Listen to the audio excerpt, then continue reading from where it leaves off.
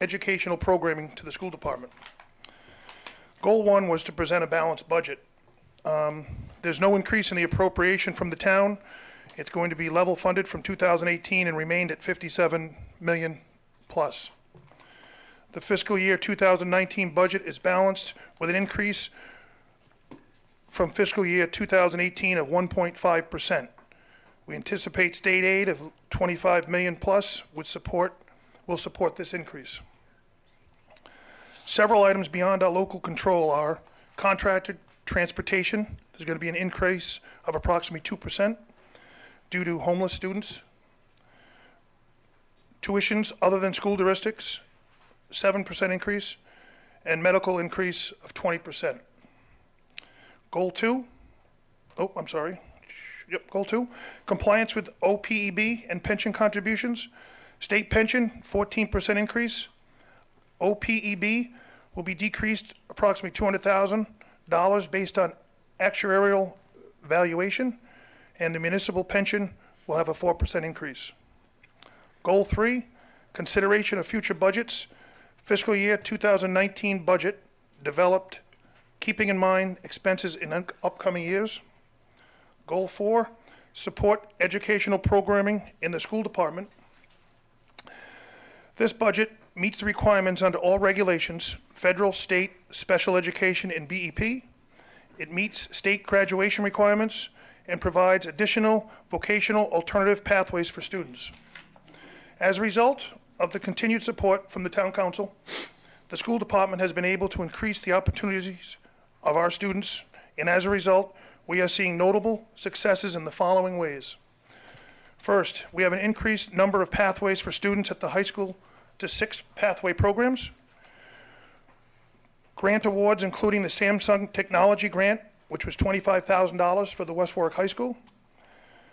Notoriety from RIDE and other districts and local colleges that come to visit our school to learn about our teaching practices. These accomplishments not only reflect the great work being done in the school department and our continued commitment to the revitalization of the town, it sheds a positive light on the town of West Warwick as being innovative and progressive. Realizing the town continues to be in need of support from the school department budget proposes level funding once again. The school department is committed to the helping in the town's fiscal recovery efforts as demonstrated over the past several years in many ways. The presentation of our fiscal year 2019 budget at level funding is one more attempt. Thank you.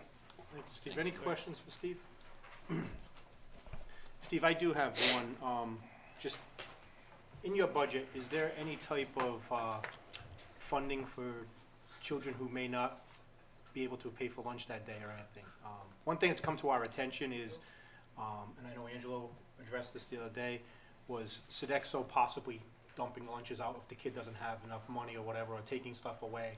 Do we have any type of funding or anything like that to help those kids? Because could have a short week that week. Might not be free lunch. Right. We're well aware of that, and it's been very much topic of conversation in the past couple of weeks. And as recent as today, we've been talking about just that, how to support students in every way, including lunch. So we will have some recommendations from the high school and Sodexo met today, as a matter of fact, to address just that problem. Does that happen? Where people are throwing, I don't believe everything I see on Facebook. No, and that's why when I That's heard the question. Correct. Is that something, because what I read is the lunch ladies are dumping out a kid's lunch. Doesn't happen, does it? if that happens, Karen, please, don't dump it out. Send me the bill, I will pay.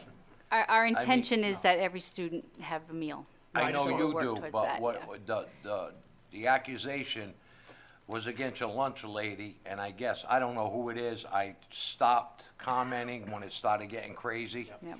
And I heard you were involved, and I said, listen, I want facts before I even say another word. And from what I'm understanding, it's not 1, 2, 3, or 4 different people. It's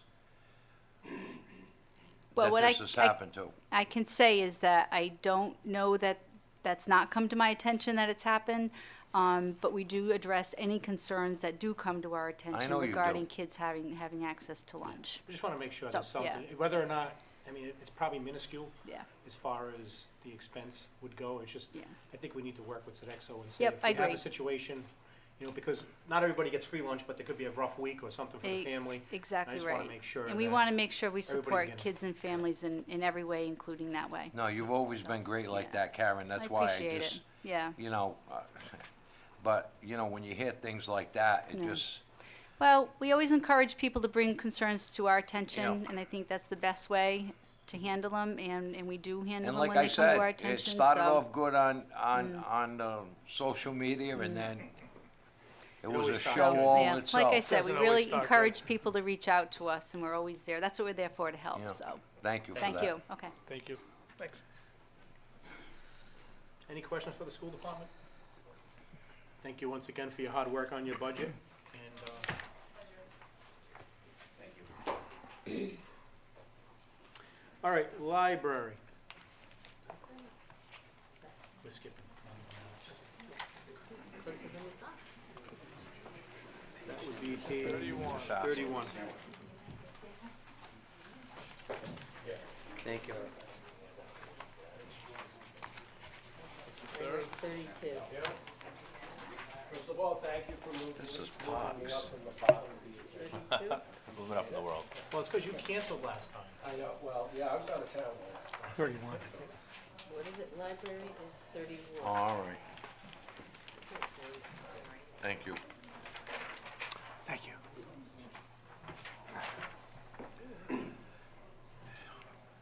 Well, I'd like to start by saying that I'm not unaware of the financial situation in the town, the current financial situation. But this is, after all, the one time during the year when I get to address all of you and anybody else who may be listening about the importance of the library and the importance of adequate funding for the library. So I will soldier on. The library costs the town relatively very little. As you know, we're less than 1% of the budget. We never go over budget. Not many surprises, no overtime at the library. We don't have a capital line in the town budget. We take care of our own capital through grants, through grant funding. And after 50 years, we can count on one hand the number of library employees who are collecting a pension. But the town gets a tremendous return on its investment. We have in the library a community center, an early childhood education center, an information center staffed by information professionals with advanced degrees in the field where you can get accurate and trustworthy information about work, health, housing, local history, law, genealogy, government, science, etc. We coordinate closely with West Warwick schools in providing after-school arts, health, and science programs for youth and teens. We have continuing education for adults and seniors. We provide workshops in small business development, citizenship and English language training, workshops in, computer classes. You can find a notary or get a passport at the library. We're a cultural arts center presenting music, theater, film, lectures, and other programs, and the list just goes on. Our mission is to be totally keyed in to the West Warwick community, determine its various needs, and then, to the best of our ability, provide for those needs with whatever support we can find. One of my jobs as director is to seek out that support in sponsorships, collaborations, partnerships, grants, and most importantly, what I'm doing here before you now, advocating for the library in our annual budget. This year, for my budget narrative, I provided you the chart of our appropriation history for the last 20 years because just a glance provides you with most of what I'm going to address tonight. You've seen this before, but I'll ask you to take a look at it now. The library is now operating on less than it was in fiscal 02-03, 16 years ago. We took deep hits in 09 and 12, reducing our state aid and our overall revenue by almost 25%. Most of our budget comes from the appropriation. Most of the rest comes from state aid, which is approximately 25% of the appropriation. We have a maintenance of effort, an MOE agreement with the state, which has been violated twice. We're able to stay open and operate because of a waiver which I apply for each year. Well, right now, we're doing pretty well with very little. We've been able to score some big grants for capital improvements, so the facility is in good shape. Small budget increases in 16 and 17 allowed us to add 12 more hours per week open. An increase in partnerships, along with a lot of creative endeavor by our staff, has helped create a variety of new programs. Last year, 17,000 more people visited our library than did the year before, with a door count of 163,000. Nearly 10,000 people now hold West Warwick library cards, and these are active cards because they're purged if they're not used, so they're not sitting in a drawer somewhere. Our parking lot, as you can usually see, is mostly full. We're a bustling and vibrant West Warwick community municipal agency. So this year, I'm asking for an additional $50,000, and I have a few reasons for that. Last year, I provided the council with data and graphs illustrating how library staff is the lowest paid in the state by a significant amount, and how that affects the recruitment and retention of our staff. We can't afford a family medical plan at the library, which complicates things even further. Another is we're just 4 hours from achieving our goal of being open 60 hours a week, which is the state minimum standard for the population of West Warwick. Once we get to 60, we don't have to apply for a state waiver anymore, but we've come as far as we can without hiring another full-time staff member. We're entering into negotiations with the Teamsters this year, who represent our full-time staff.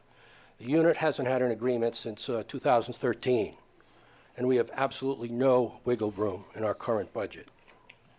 Costs for doing business, medical costs, utilities, materials, virtually every kind of cost has gone up, way up since 02-03. So we've had to cut back to the bone, and there's no place further to go. Probably the most important part of my job as director is looking at the big picture, looking down the road 5 or 10 years to see where the library is going to be. And actually, right now, we are poised to really take off. Like I said, the facility's in good shape. We've got an extraordinary staff at the moment, which I feel like I'm hanging on to by the skin of my teeth. There's a lot of creativity and energy and great ideas being generated, and we're moving forward, but it's like a house of cards, and it could collapse at any moment. It could all come crashing down, and that would be a shame.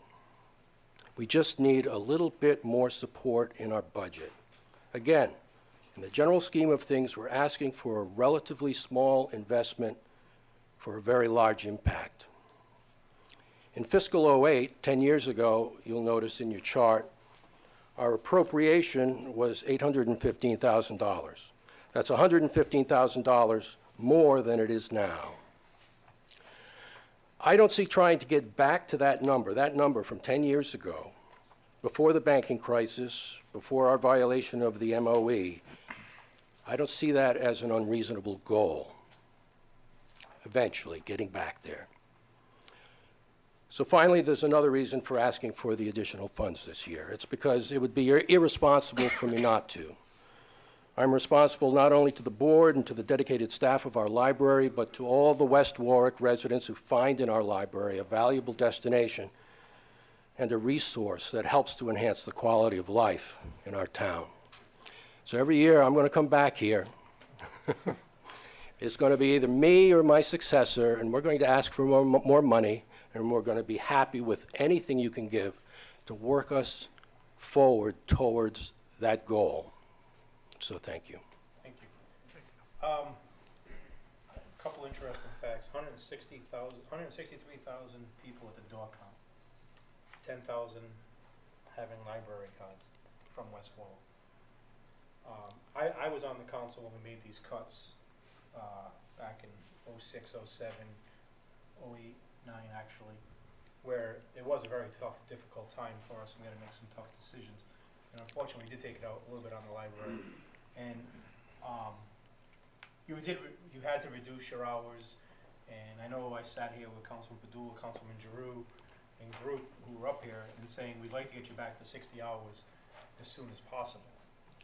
And I agree wholeheartedly that library is used rather often, whether or not it's neighborhood watches, whether you have job fairs, you have job recruitments there, and not only that, the assets of the books, the computers, and a lot of children in our community don't have the ability to have internet at home or whatever it may be, and they have to go to the library, or their internet's down that day and they have to utilize the library. Seniors, reading day for children. There's just so much that goes on there that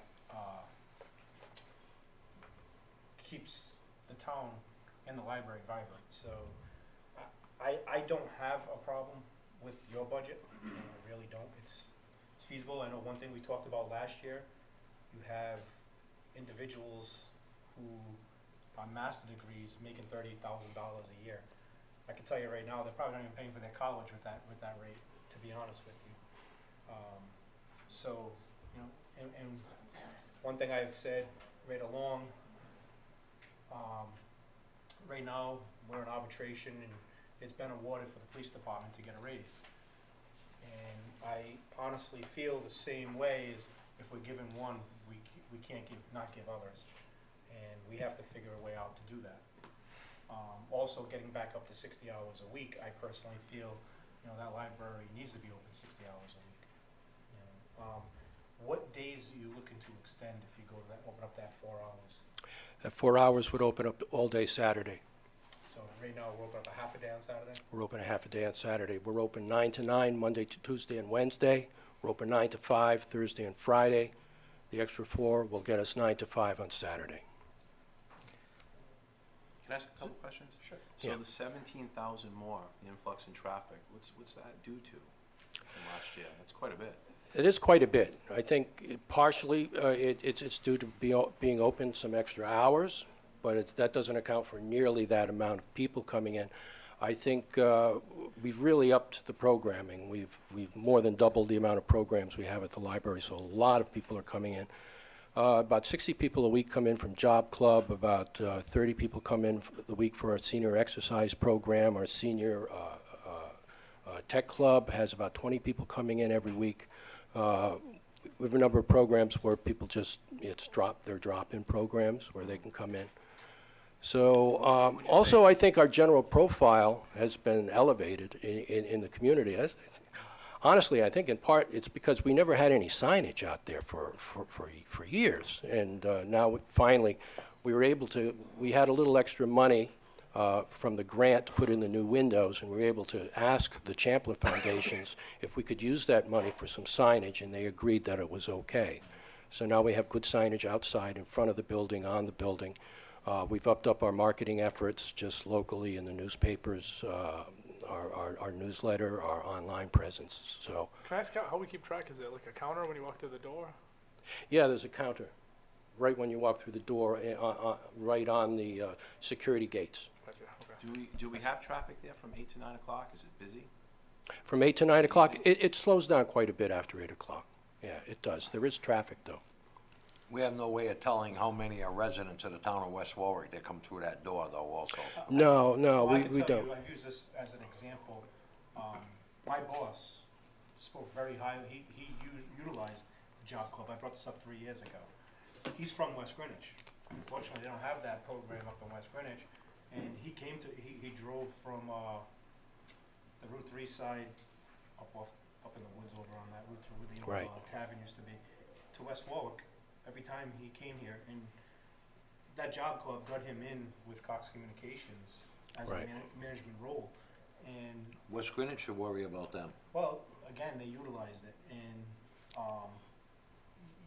you could be right on that, Angelo, but to have an asset like that in our town, to bring No, people that's from, not, Well, we I- want to bring people from out of town into town nobody's to saying it's explore our not an town. asset. I can That's tell. one of the assets that well, bring people to this town. I can tell you 98% of the people who walk through that door are West Warwick residents. We do have some programs that draws people in from other places because they are unique in the state, and we actually have recognition in the state for some of our programs which are very unique. One of them, which is Job Club.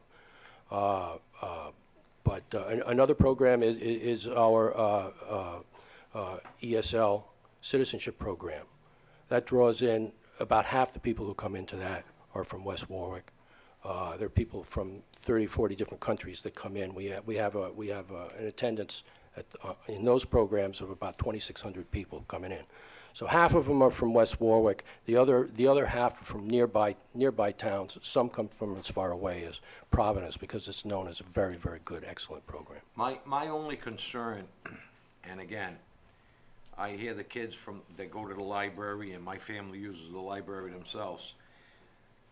This extra 50, my concern is, where do we get it? I'd like to give you 500, but whether people realize it or not, the truth's gonna come out very shortly, how much we're in the red. And it's millions and millions of dollars. We're even using money from, and I heard Coventry's bringing it up, that we're using enterprise fund money from the sewer plant, which is $3 million for daily operations. So I think it's a little worse than what anybody's trying to come out with, because I think it's an election year. But I'm a straight shooter. I'll tell you right out, we're in trouble over $6 million. There's no way out of it. No way by giving extra money to any department. And I'm a true believer. If police and fire get a raise, I think the municipal should get a raise. It's either all or none. So, I understand what you're saying, Angelo. I'm saying facts. Yep. And we can't put this on the taxpayers' backs, because you cannot tax your way out of this mess. I haven't seen a cut yet in our departments, nothing. There was jobs that were created from our previous town manager. None of them have been abolished. It's business as usual. And I'm a businessman, and I think I'm a very successful businessman. I'm no rocket scientist, but I know how to make money. And this isn't one way that the town's gonna come out of this.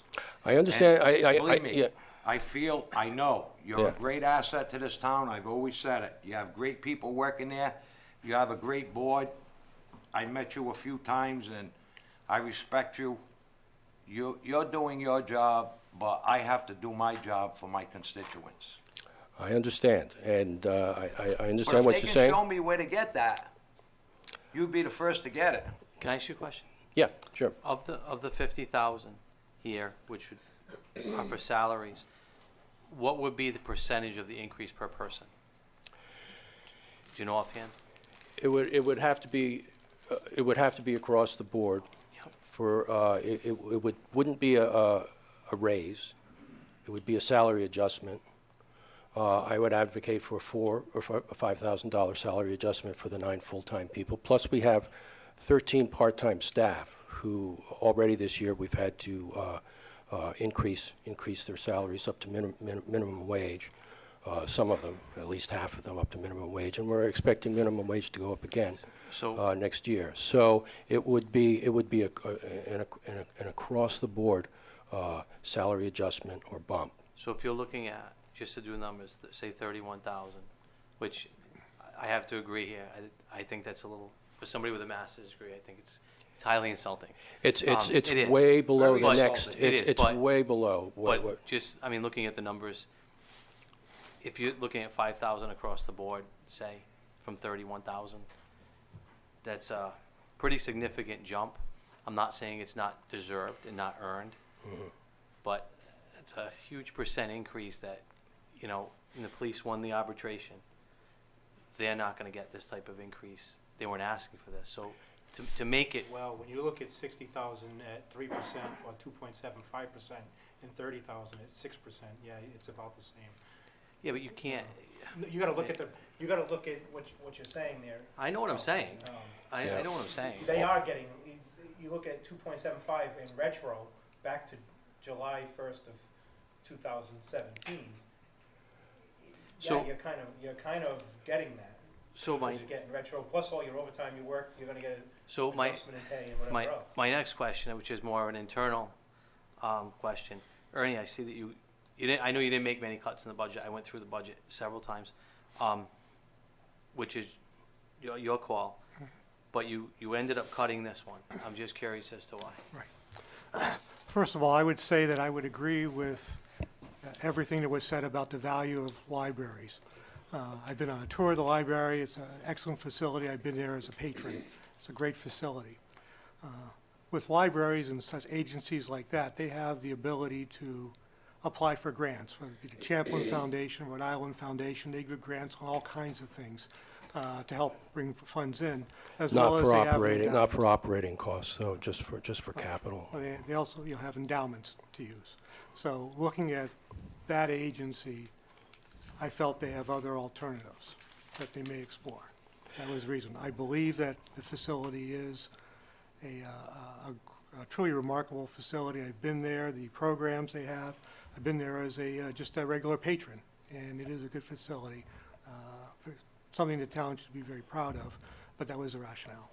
I just want to say that it seems like I'm asking for more money, and I am, of course, but what I'm really asking for, and this is for all of you, is a restoration of balance. It's, if you look at the library in terms of other departments and for years, our people, for whatever reason, I don't know, I've only been full-time director there now for 4 years. When other people in town were getting raises, the employees at the library were not getting raises. Again, like I said, we lost 25% of our revenue How during come? those cuts. Is there, do you know, was there any, did Well, you get any rationale behind that? Well, there's been a lot of confusion over the years about the library personnel and their personnel in the scheme of things as municipal workers and whatever. When it became time for the library to join, they were not allowed to join the municipal union, so we had to join the Teamsters Union. So for whatever reason, we have a different union than the rest of the municipal workers in town. Okay. And still, I'm not sure why, but Just to tell you, if they were in this union, the clerk's salary is more than Right, no, I know. almost 15,000 more, whatever, 40-something thousand versus Yeah. 40,000. so Versus degree. So what I'm asking for is, like I said, a restoration of balance. It's not a lot of money to bring us up at least to the bottom of the playing field. Right now, we're not even on the playing field. And when I say it's a house of cards that can fall apart, if I lose one or two key personnel, and they're staying on because they love this town, they love the library, they could be making a lot more money elsewhere. But there's a lot that's good that's going on in the library right now that you guys don't see that keeps these talented people there. And it's frustrating for me not to be able to compensate them to the extent they should be compensated. And it's frustrating to see them lay their careers, their professional careers, out on the line for the people of West Warwick and not get enough compensation. So I think a restoration of balance is called for. If not this year, because like you say, Angelo, we're in deep doo-doo right now. And I don't know if that $50,000 can be found anywhere by any of you, but if it can, it would be much appreciated. I appreciate your comments, believe me. I'd just like to comment, and I've said this before, when it comes to any of our employees, whether it's the library, the fire, the police, I personally believe, and this is not to get into an argument over what we don't have right now, but you do have to be aware of, the other side of this. Obviously, we're in a major financial mess right now, but at the same time, we don't want to, as I said before, we don't want to lose our ability to compete with other cities and towns. Here's a situation where we have people with master's degrees, and as you acknowledged, it's almost an insult. It's embarrassing what we're paying these people.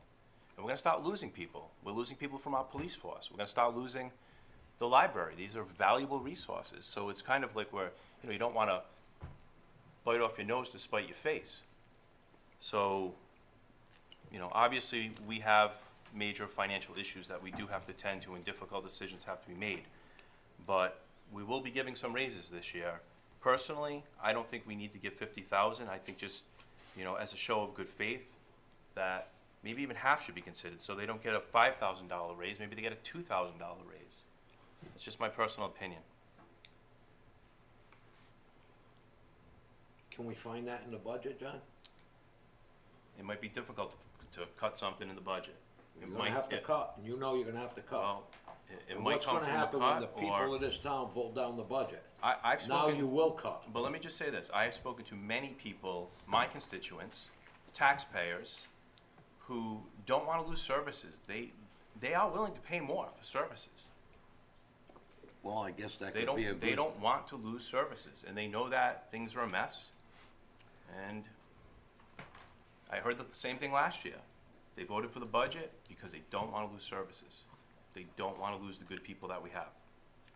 as long as 1,200 people come out, you will get the budget passed. But when a reevaluation's coming, and you got another 3.5% tax increase, already on tax increases, and the 5-year plan that was a flop, I'm sure that you can advise your constituents that we worked on the best interest of them. Any other questions? We'll move on and we'll revisit that during. All right, thank you. Any Thank you. consideration, Thank you. again, Thank you. appreciate it, thanks. Thank you. Planning board. Okay, 8. 18. We're gonna do zoning right after too, so we, Didn't you do zoning the other night? Zoning, isn't it? Building. Zoning and planning together?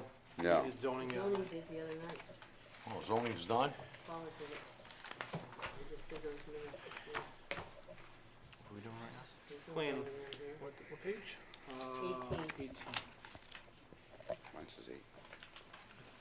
Finance at 18. 8. Oh, because this is Mine says finance. page 8. No, 8, 8. okay. I thought I was going crazy. Eight. Mr. Council President, council members, you can see by looking at the planning budget, we've actually reduced the budget by $6,954. Most of that is attributed to a reduction in the line item for the comprehensive plan. As you know, the last couple of years, we've been working on the comprehensive plan update. We're almost complete with that at this point. We have a first draft that has been finished. We'll be forwarding that to the review committee and the planning board, and at some point, hopefully before the end of the fiscal year on June 30th, we'll be forwarding that to the town council for consideration. At this point, there's about $3,200 left for the completion of the comprehensive plan, and I've carried over into this year's budget about $2,500 for any residual costs that might be outstanding in the plan, including printing copies of the plan once it's adopted. That's the major change in the budget. If you look in last year's budget, I think the comprehensive plan cost was carried in supplies and expenses at $8,500, whereas the prior year there was actual comp plan line item. So we've reduced the supplies and expenses line item from $8,500 to $2,500. And I'm thinking by the end of this year, we'll probably be returning close to $7,000 or $8,000 that will go unspent in the planning department budget this year in that supply line item, along with the consulting line item, which you can see has been reduced, I believe, from $5,000 to $3,000 this year. Any questions for Mark? What was that number again that you were returning? You said Between 7,000 and 8,000, I would think.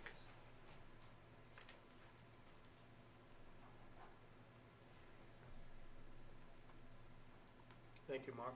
No questions. Would you mind if I went over building at this point? Yeah. As I'm standing here? That would be 27. 27. Page 27, right. Very quickly, as you know, the building official has been out on a long-term leave. Ernie asked me if I would take over some of the duties associated with the building department, assisting with day-to-day activities, doing zoning and building interpretation for the building department, although Pam does a pretty good job at that. Ernie also asked me to take a look at the budget. I went over the budget. Pam Poulin did assist me in that task. She has a better understanding of the building department than I do, although I'm a little more fiscally prudent than probably most people you're gonna run into. So if you take a look at the budget last year over this year, Pam and I working together have actually reduced that budget by about $17,000. And we can go down through the budget, but I think we're looking at building maintenance as a reduction, slight reduction in supplies and expenses. So we went through, I kind of nickeled and dimed this budget trying to find every place that I could to save, you know, a dollar here and there. And at the end of the day, it's about $17,000 lower than the prior year.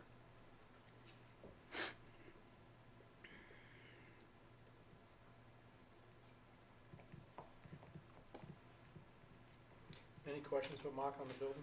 Good job, Mark. Just a quick update. Have we posted for a minimum housing inspector since she's put a notice in? Yes. 'Cause I didn't see it online. That's, I know it's on our website. I believe, well, the discussion we had is we posted on various websites, like Indeed and places like that. So with that said, if there's an issue tomorrow in the building official's office, we have a clerk working in there Oh, who is doing the duties of the two people that are missing. Do we go Yes. tomorrow? We have the building official from Coventry is working with us part-time, you know, during his lunch hours and any leave time. So he's handling all the building responsibilities, whether they become approving permits, which you can do online, doing inspections, attending meetings as needed. So he's assisting on those building functions. In the interim, for the minimum housing officer leaves, which I think is Thursday, I've asked another employee who's working part-time, who has got some experience or an understanding of the citation issues, to go, who's our recycling coordinator, to go in and sit with the minimum housing officer and learn some of those responsibilities. And during the interim period, while we are recruiting for a full-time position, that person will be assisting in any type of urgent minimum housing needs that come up. So that's what we're doing in the short term until we get a full-time person in there. Okay. and again, one of the reasons why this individual left via email was went to Providence and got a better salary. Let's face it. Thank you. Wild card Mark Carullo, what are you gonna be doing next year about the budget? Town manager last year, this year, Wild card. minimum housing? Next year I might be sitting by the pool, Jason. No, I mean, the department itself is a crucial department, especially everything's going on. You got your condos in your ward, condos in my ward. Everybody has condos in their ward. Well, Too bad there's not enough money to even make it a dent in it. we got Lippert Mills underway. We definitely need to get these positions Well, I mean, we were resolved. we were over. We had a lot more stuff than we could handle even before we had the two people leave. So Well, we didn't have two leave, we had one out on. I'm sorry. LA. Well, sorry. One out. One We out. seldom had a full complement of staff in that Correct. office. Though, Correct. Yeah. We haven't had it for a long time. Needs to be handled. Not since '07, '08. But not even now. I mean, since we've been in last year, Yeah. we haven't had a full complement of staff in that office. I know where we can lose a department and gain some help there. Where's that? Planning HR. Department, Councilman. Thank you. Thank you, Mark. Save over $100,000 right there. There we go. We got 2 employees. Housing, page 30. Maybe 50,000 for the library. What are we on, housing? Housing, page 30.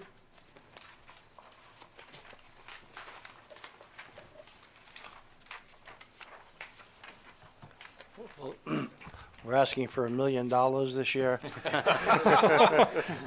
Steve. I don't blame you. Fundraiser? Maybe if these special interest groups gave to these benefits instead of supporting other people, we'd have some cash. I was gonna talk to the library director, say, do they have an organization, Friends of the West Warwick Library, that do fundraisers and also help apply for grants? And as a citizen, I might add, for a school department, compared with not an increase for that many years, that is unbelievable. You don't see that anywhere. It's been 3 years. They got 900,000 3 years ago. I just want to add that I was looking, I get, your fiscal year is July through June. I was wondering why some of the actual was lower than I had. Really, I'm just here to talk about so-called board payroll. We don't have anything really to do with the Tenants Affairs Board. I don't even know why it's on there. I might add that the Tenants Affairs Board is really an anachronism. Although it was established under around General Law 4525, the city, and also referred to the towns. That was when, before housing authorities had any advisory board. Now we're required by HUD to have resident advisory boards. I have a resident advisory board at the housing authority with 8 residents, 4 from the manor and 4 from the tower. And we meet on a quarterly basis, or sooner when we're doing our annual plan. I also meet with the residents, open meeting once a month at both developments. Take spitballs and praise and everything else, and they get fatter because they cook all this food and make me eat it. But so I just say you could consider that there, the Tenants Affairs Board. But if everyone showed up, and now we have a larger board, we have 7 members, all good members, good appointments. Is that that's the commissioners though? Commissioners, yes. If everyone showed up to every meeting, it would be $2,100 a year. Now they don't. Our average attendance is around 90%. I have one person with 100%. All the others miss 1 or 2 meetings. Very, very good attendance rate. We have one commissioner who I think he's on another commission for the town, which means he can't get double. Josh Barrett, so he doesn't pay. So it's around $1,800 a year if everyone showed up at every meeting, which they won't. Well, I think, see, the tenant affairs is BOTA, Right. I know. and board payroll is 1,800, so that's right on the money.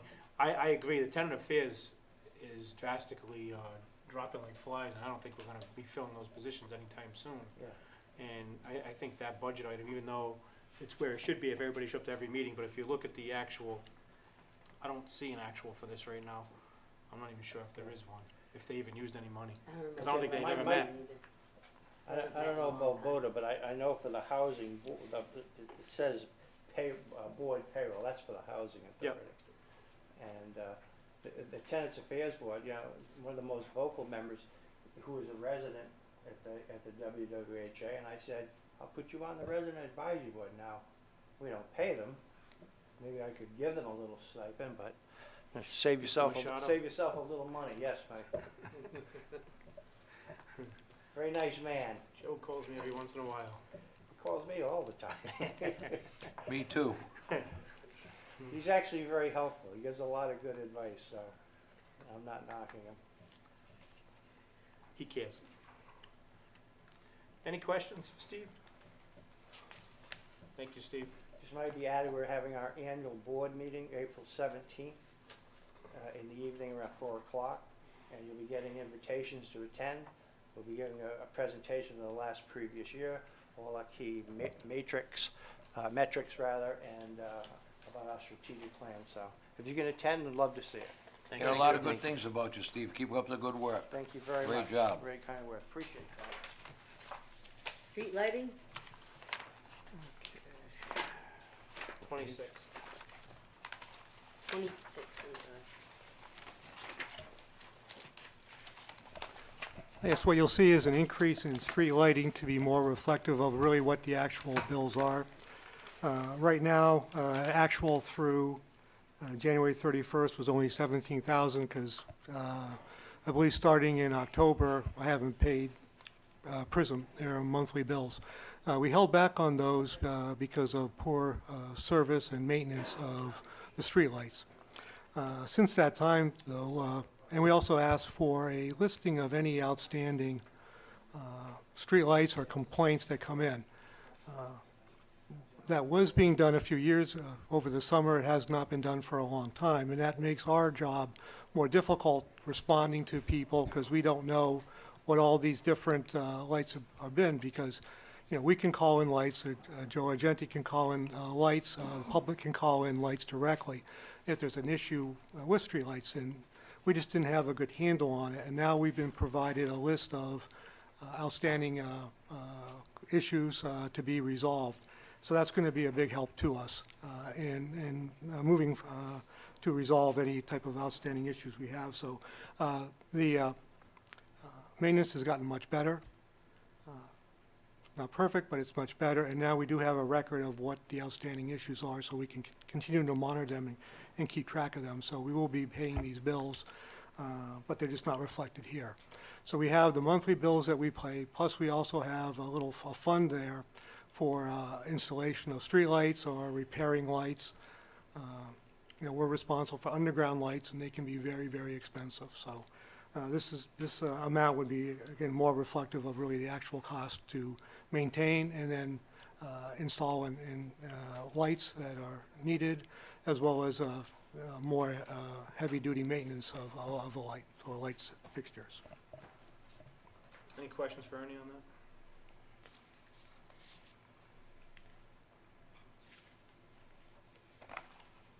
Town Sergeant, Thank you, Ernie. page 16.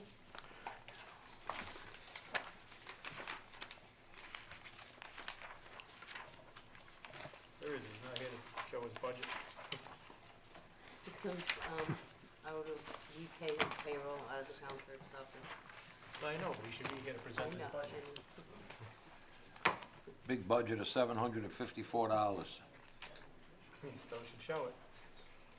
I know Skip we that. donate 700 back. Huh? General government. 17. Yes, this budget is a very large budget. It's where our employee benefits are for retirees. It is a rather large one. It is up, I believe, almost about $1 million, 900 some $1,000. And before we get into this, I just want to mention something. I briefly mentioned it during an overview about how this budget was prepared. And I'm just going to elaborate a little bit. This is a current services budget. The services that we have today currently were budgeted for the 19 budget. So there are no decrease of services here. There are no decrease of employees here. Both a decrease in operational items or a decrease in employees would affect some level of service. And that's not what the intent of the budget was. The budget was intended to be a current services budget that was balanced. Revenues and expenses are appropriate, and if this budget was adopted, you would not have to go back in 3 or 4 months afterwards and revisit it for having any type of structural deficits. The budget also, and we'll go through here, also had to include structural deficits that were in 18, and some of these items, as we'll go through, had to be increased, and some substantially, to get to where they needed to be, especially like liability insurance and workers' comp. But as we go through these, we certainly will discuss them and open up for questions. The first one, a large increase for severance payments. Last year we budgeted $100,000. I believe this year, Kristen, it may be over $400,000, maybe more. Next year we budgeted $400,000. There are a number of employees that can retire. Again, we've heard a number in police department that can retire. And generally speaking, when you come to the end of a contract, if someone is close to retirement, they'll see whether or not they want to retire because there's uncertainty with a new contract. At least employees will know what they have going forward in July. Whatever happens could be different. So we would anticipate that what we see now is going to be carried over to FY19. So severance will be in that neighborhood from what we have and the reasons why I said. How many people across the board are eligible for retirement? Do you know offhand? No, I know police, but no. I think the police were over 13. double. 13, I thought that was just. Are gonna say. eligible? Yes. And fire's close to that also. You'll get it. The chief will get it. He brought it up last budget. Right. And municipal is less than 10, I think. Last I seen. So, all right. So that is the severance. You know, the questions.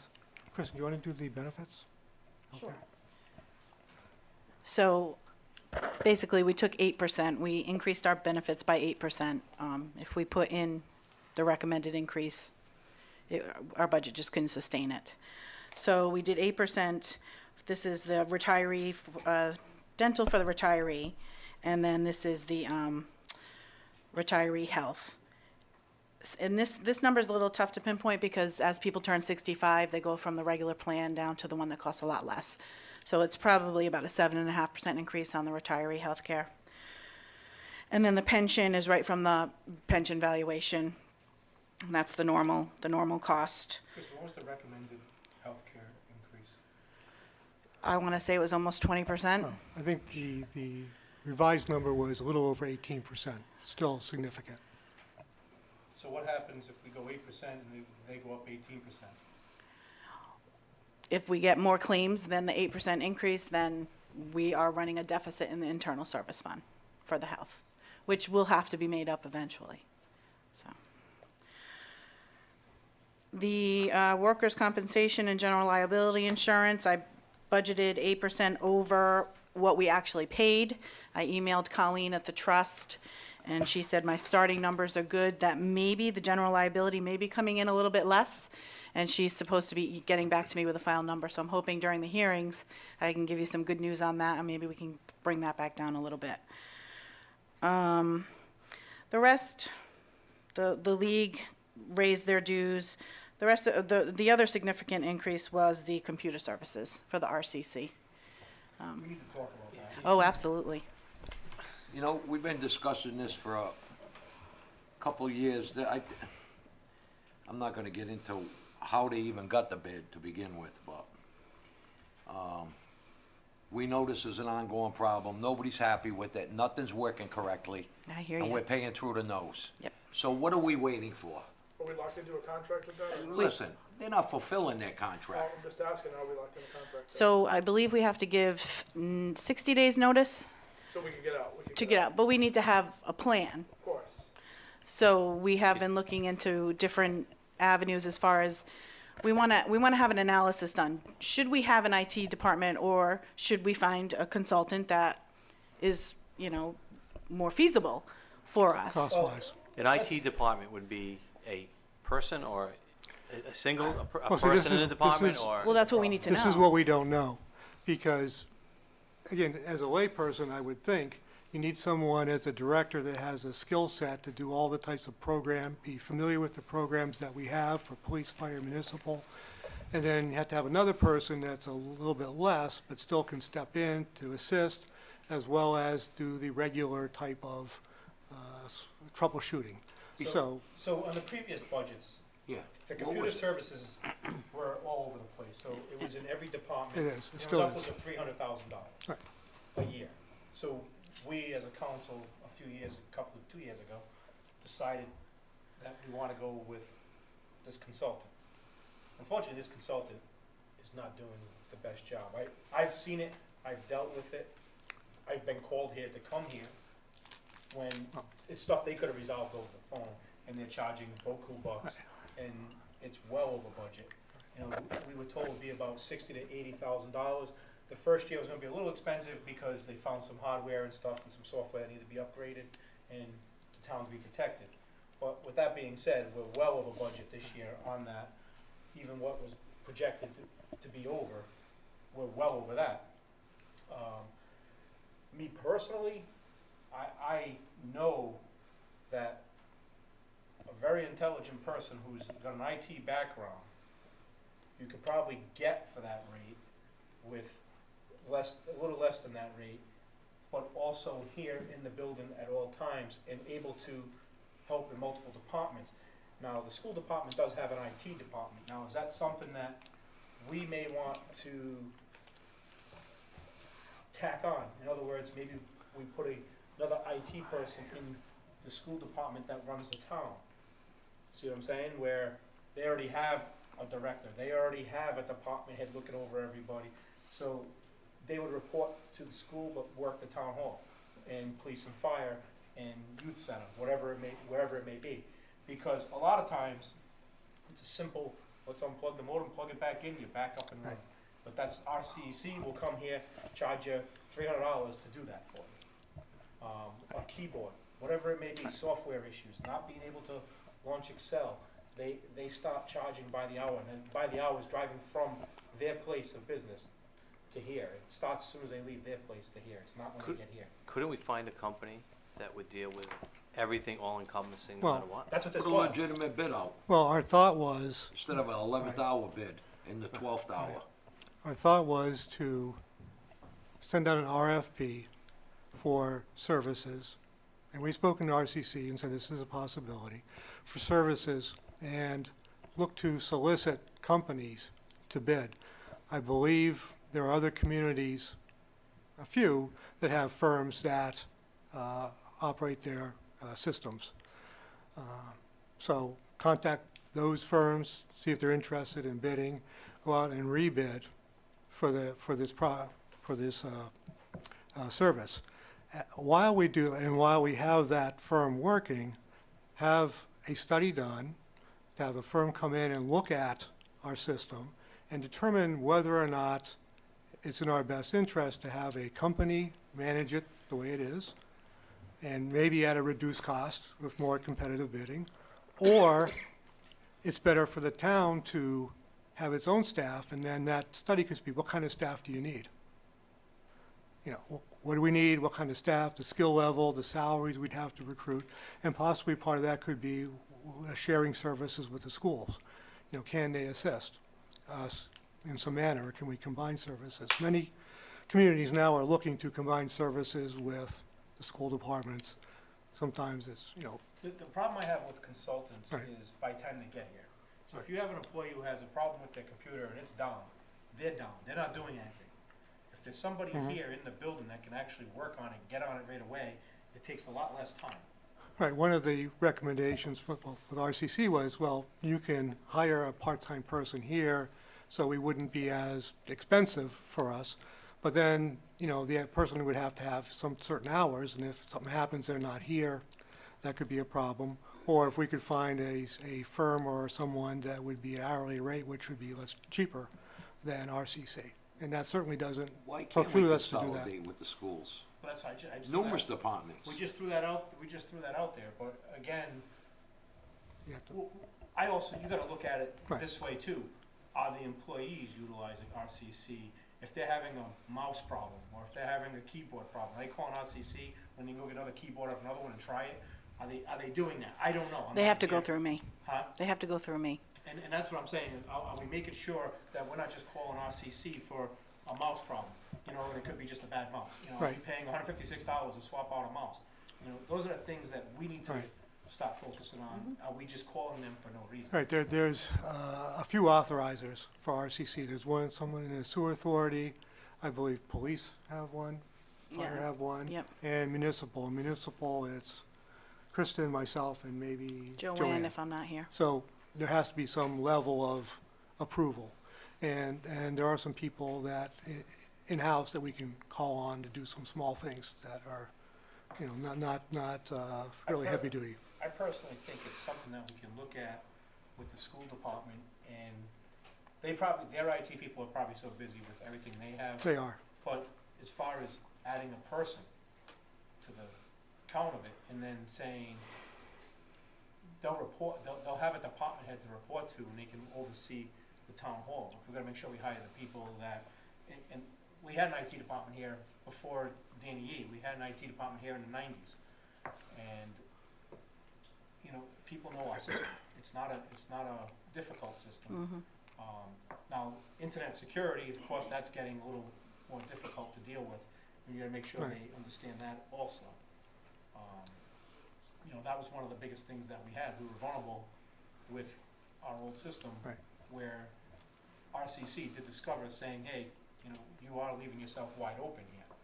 So they went and did the steps, and that's what cost us extra money, you know, firewalls and whatever else, to keep the town's information safe. Right.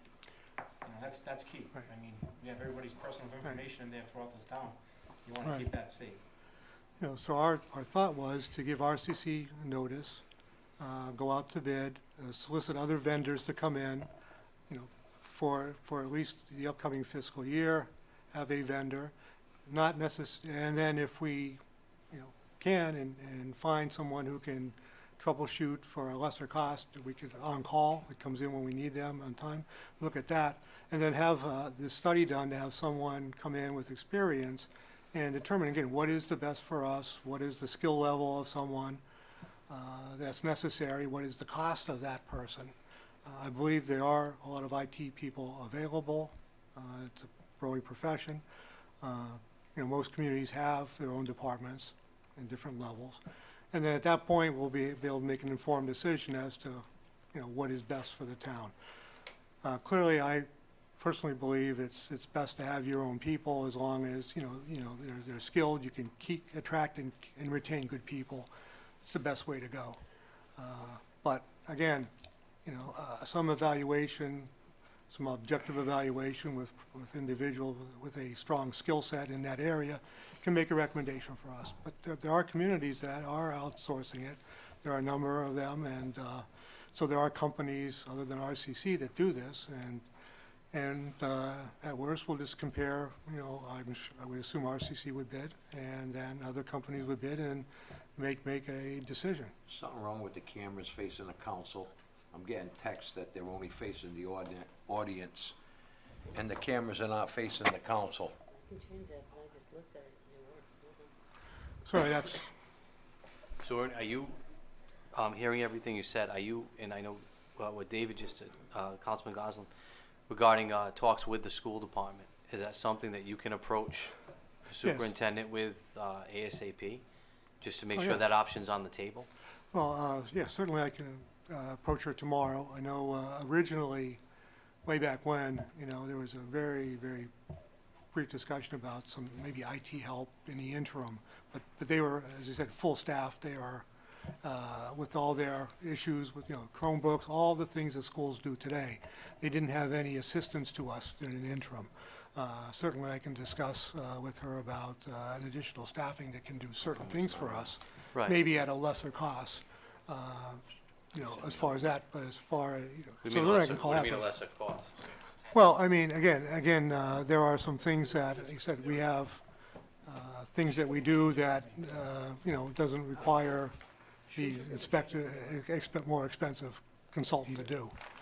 Our Right. services are layered. There are different layers for different services.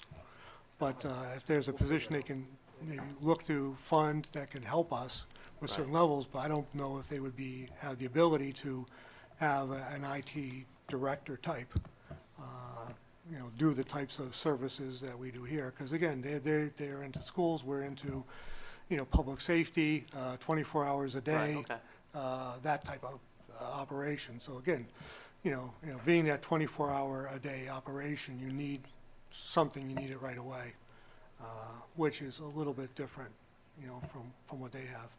We've run into situations where RCC would send somebody here, have no idea what they're doing, leave, but still charging us Yeah. in the meantime until somebody actually gets here. So, I mean, that's what we gotta make sure is. that we Just like to explore all the options before. All right, Sorry. go ahead.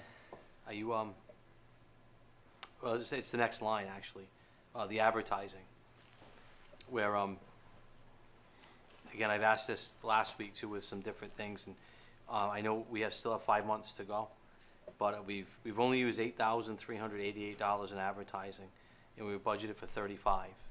Is there a plan to use the rest of that money? I believe they use that for positions, and I know we have some positions that we're going to be advertising for. I got to look to see what else they're using it for, Okay, but it has gone up since January. Eh. I thought I could get on, but I can't get on. okay.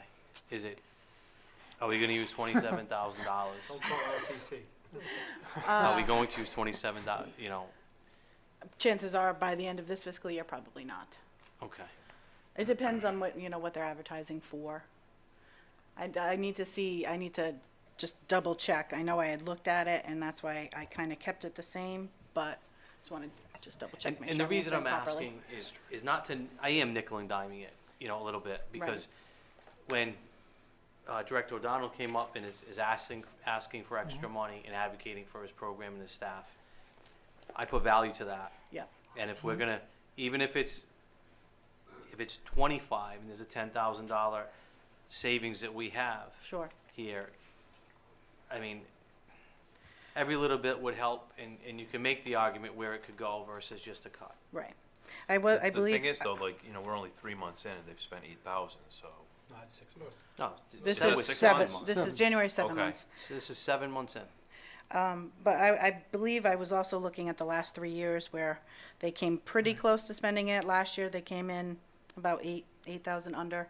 The So, advertising, is that staffing, is that bids included with that as well? And yes, everything that, basically everything that could go out is, yes, it's definitely staffing, definitely bids.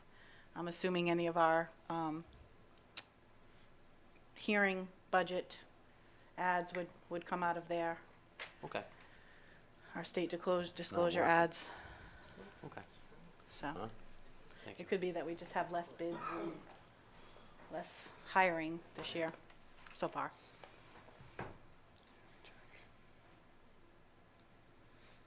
It's on now. They got it. Getting messages too. They got it. No, is it right? Yeah.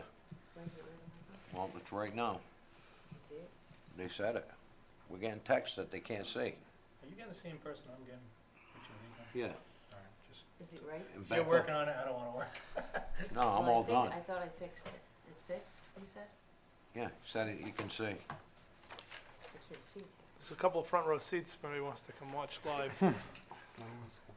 Any other questions for Kristen on here? I do. Go ahead. I have one, and it's related to this. I just want to, because I think I'm unclear with this.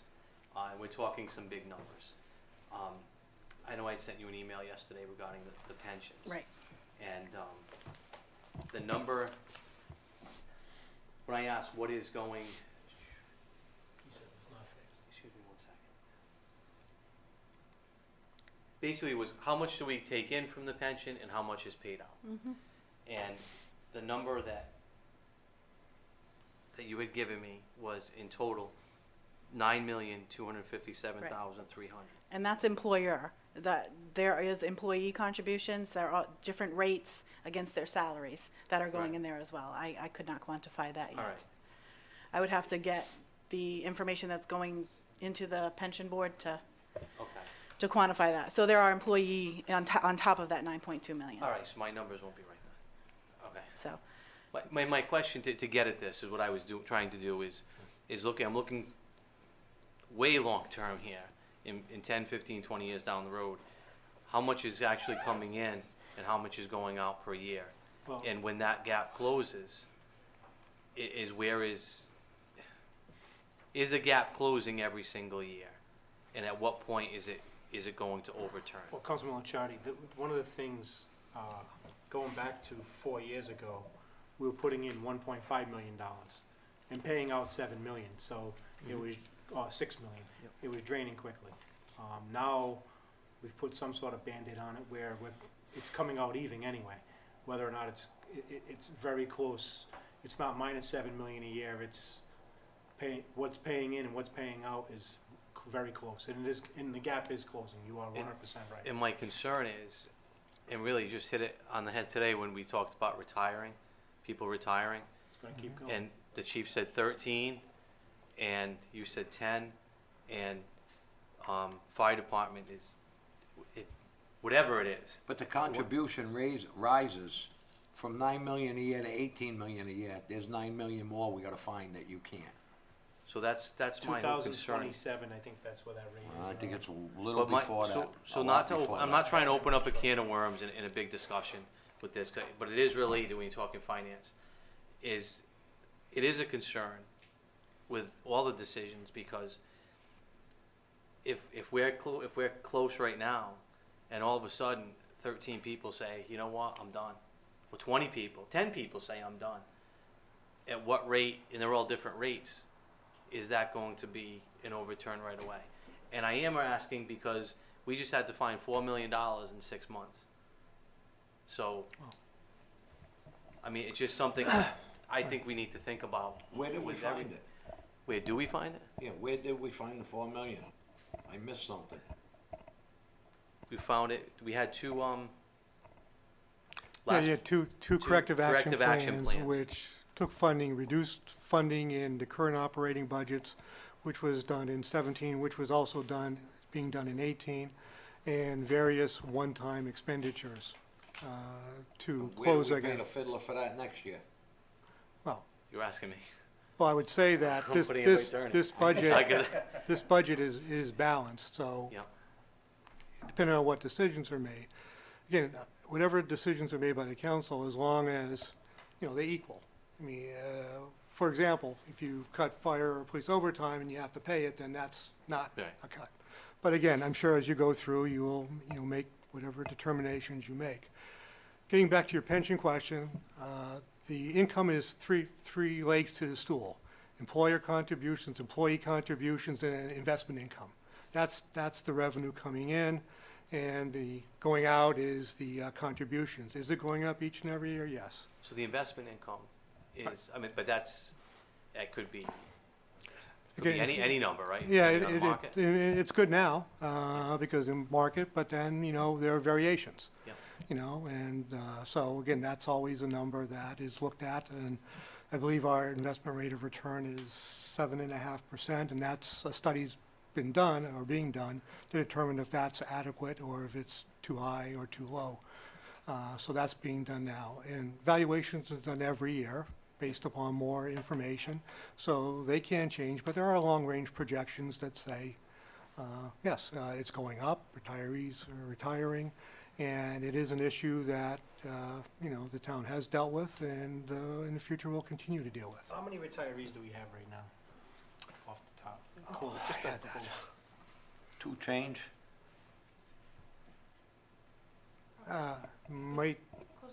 Might be more, maybe around 300. Yeah. I do have the number, but No, I think it's very close to how many actives we have, actually. yes. Um, Well, it might be higher, but yes. So, just a quick number, you figure I have it. for, that many employees paying out $7 to $9 million, quick math. But if you take, and one thing that I looked at in the past with pensions, it takes about 20 to 25 employees per million. It might be a little bit more depending on what employees retire. So Right. police and fire, based upon their base salary and how many years they have, 20 years, is it 60%, chief? 20 years? Is 20 years 60% of their salary? 50%. So if, let's just say they're making 60 and they retire the 20th year, they're making 30 when they retire. right. So figure if you have 13 police officers who all do that now, that's $300,000, $400,000 out of the pension. Again. But then when you rehire, their contributions and whatever, I think right now their percent is 13% of their salary? 12? 13 in the fire, so that's what the employee pays into the contribution also. Thanks. Any other questions for Christie? Thank you. Finance. Page 18.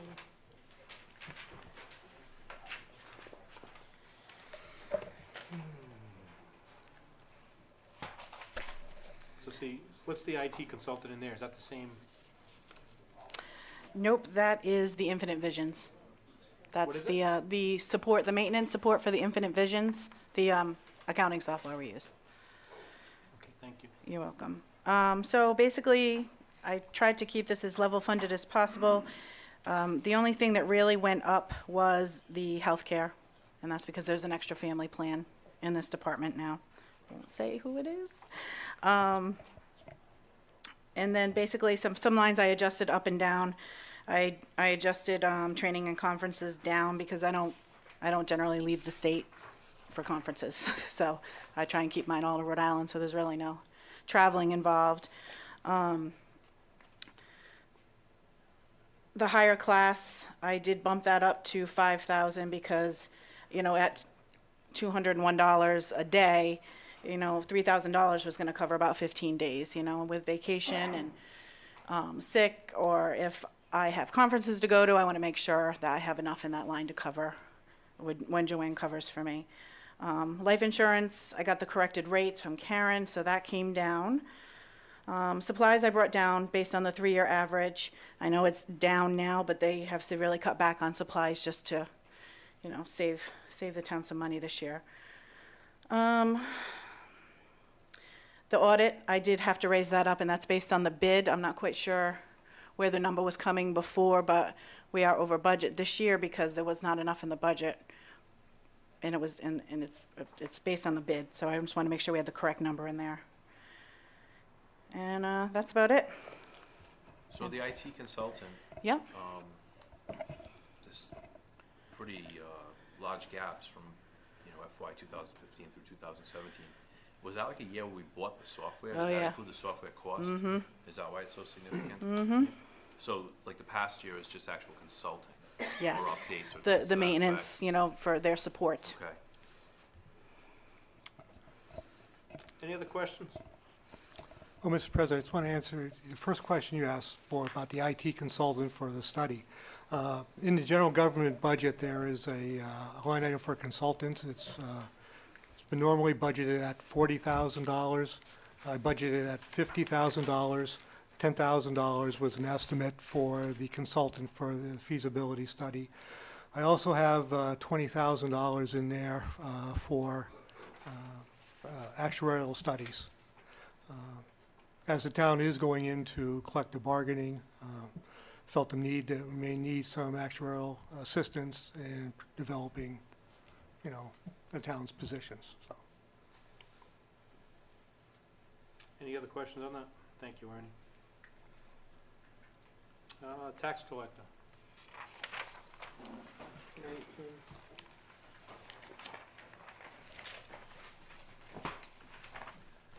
Hey, Rose. Hello, how's everyone doing today? Really, my only line items that I really take care of, are like supplies and expenses, which our supplies and expenses aren't just little, like WB Mason. We have our contracts for our leasing equipment, like our folding machine, our folding and stuffing machine. We have a letter opener. We have our fax. We have our, everything comes out of that, our alarm system. So that's why, it's just all coming out of that. Our postage keeps going up due to the fact that postage keeps going up. But I am going to try to get in touch with someone from the state. On the state website, there's a person named Roxanne Oliver.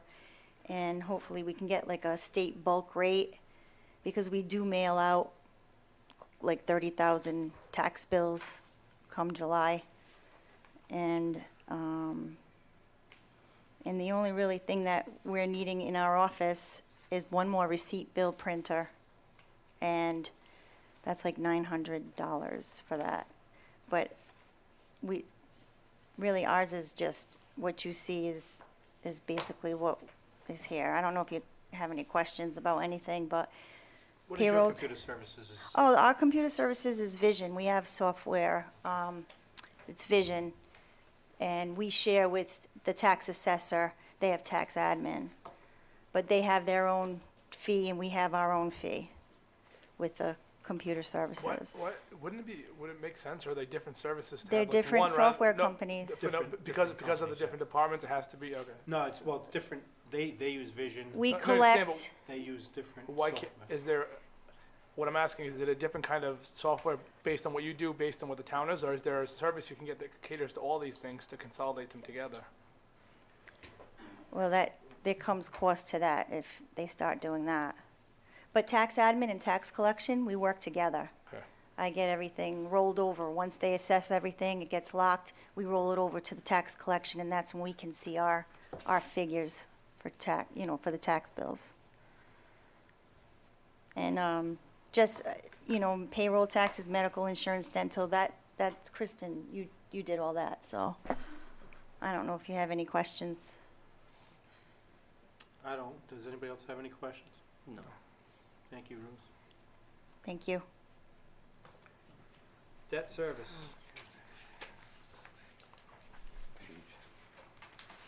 Page 33.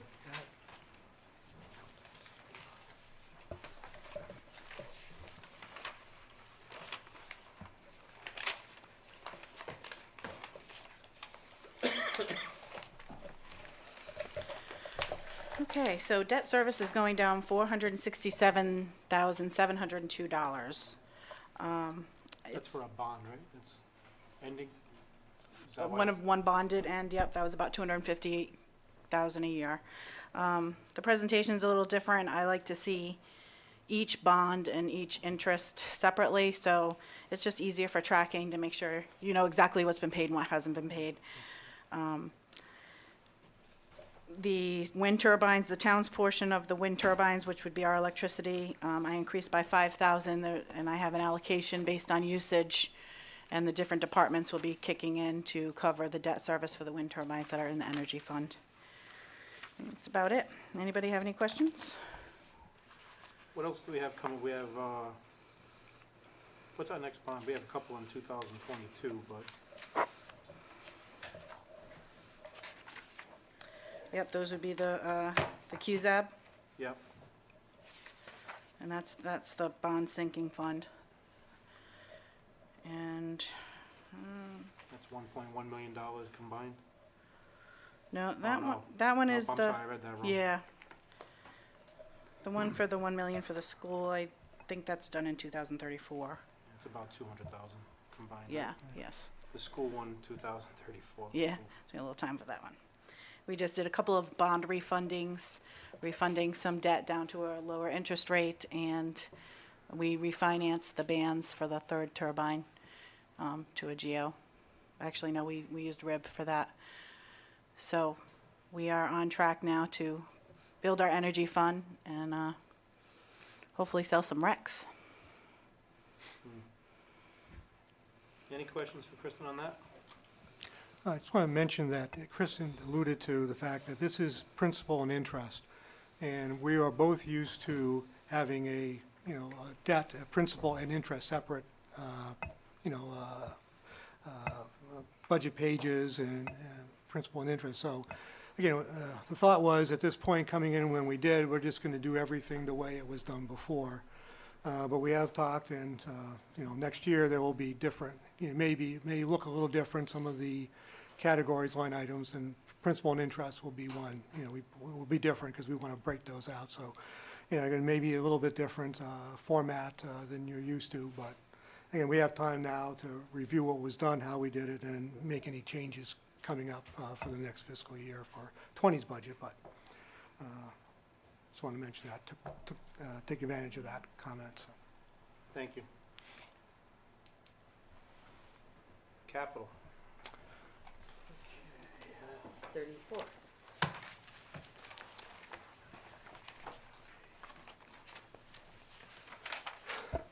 Alrighty, so capital, we handed out a sheet with the departmental requests. I have extras in case you may need that, from what each department requested to what was recommended. And again, this was one of the last tasks we had in preparing the budget, the capital requests, and the other we'll mention when we get into revenues. But again, at the we tried to be very conservative in the requests. We had some issue. We wanted to focus some on like computer issues, repair, replacement of computers, consoles, some servers for, again, enhanced performance as well as security issues. So with that, we can probably go by department. I know the chiefs are here and Freddie's here to talk about any of the requests that may not have been granted. So this is their opportunity to make a comment or pitch. For the police department, we recommended a refurbishment or equipment for a dispatch console for $5,000. Some computer upgrades. They have an ongoing system for upgrades in their system, a radio system, some building repairs, and then some ranged animal shelter repairs. The police cruisers, at this point, that's coming from the fund that's dedicated for details, which we sort of scarfed up for the deficit reduction plan. At this point, it's my belief, and that the town will end FY18 in the black, and just depends what that will be with the plan we have. And then we will be in a position at the end of the fiscal year to come back and look at the items, as we said, and maybe ratchet back some of those, for equipment. That was a concern of the council. So I believe we'll be, based on what we see today, we'll be in a position to do that, but as well as the fire equipment, so for their replacement fund. But with that said, this is the equipment that was asked for and recommended for specific items on the items. Certainly the colonel's here to answer any specific questions. Ernie, did you say you had additional copies? Yes. Yeah, can I have Oh, you one have? too? Somebody throw, it's in your pile, I just got, It's in the pile? well, somebody added, I don't know. Can you pass those out, please? There's some more. I'm sure it is. Somebody just put it on the front of my paper.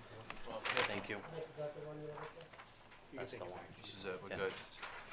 What are you gonna use? He knows what he wants. Thanks. Chief, I see one thing on here, range and animal shelter repairs. We all know the animal shelter is in need of repair. Can you divvy that up and tell us what's going where? Before you do that, I have a question, if you don't mind. Sure. And I spoke to Ernie about this before. We have an account. I'm not quite sure if it's a line item in the budget or if it's in the capital for this year for the Citizens Appreciation Day, correct? We've talked about this. Yes, yes. I don't think it was specifically for Citizens Appreciation Day. I thought that was a line in recreation for some reason. I knew they drew from that, but. I drew from that. No, I mean before you, with the Citizens Appreciation Day. I knew Fred had drawn money from that, but I don't think it was ever allocated specifically to that. So I don't know what the history was of it. I don't know. So Maybe one of these two so if it's there right now, and the animal shelter needs to be fixed right now, there's, That money I could wanna be say there was moved. 15,000.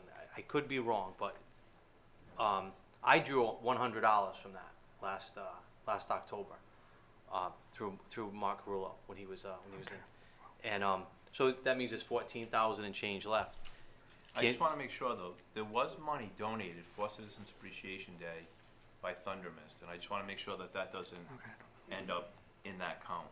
Well, if, whatever's there that we can use, if we're not going to use it, Could be reallocated. can we reallocate that money towards the animal shelter?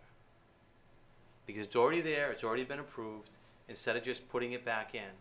I mean, obviously, the animal shelter needs, I mean, I know the chief's gonna go over it, but, needs quite a bit of repairs, so. Well, I believe, and Kristen, maybe you could correct me or check, I believe there still is some funds in the capital account that are undesignated, I believe. It's a small balance. For each board, basically? Well, no, this is, because for the capital account, are there any funds that are remaining? From prior years, they Right. were. Small there- amount. There were portions of amount for the police and fire, I believe, projects that they hadn't completed that we left in capital. Yeah, but maybe it'll help Sure. to town manager a little bit.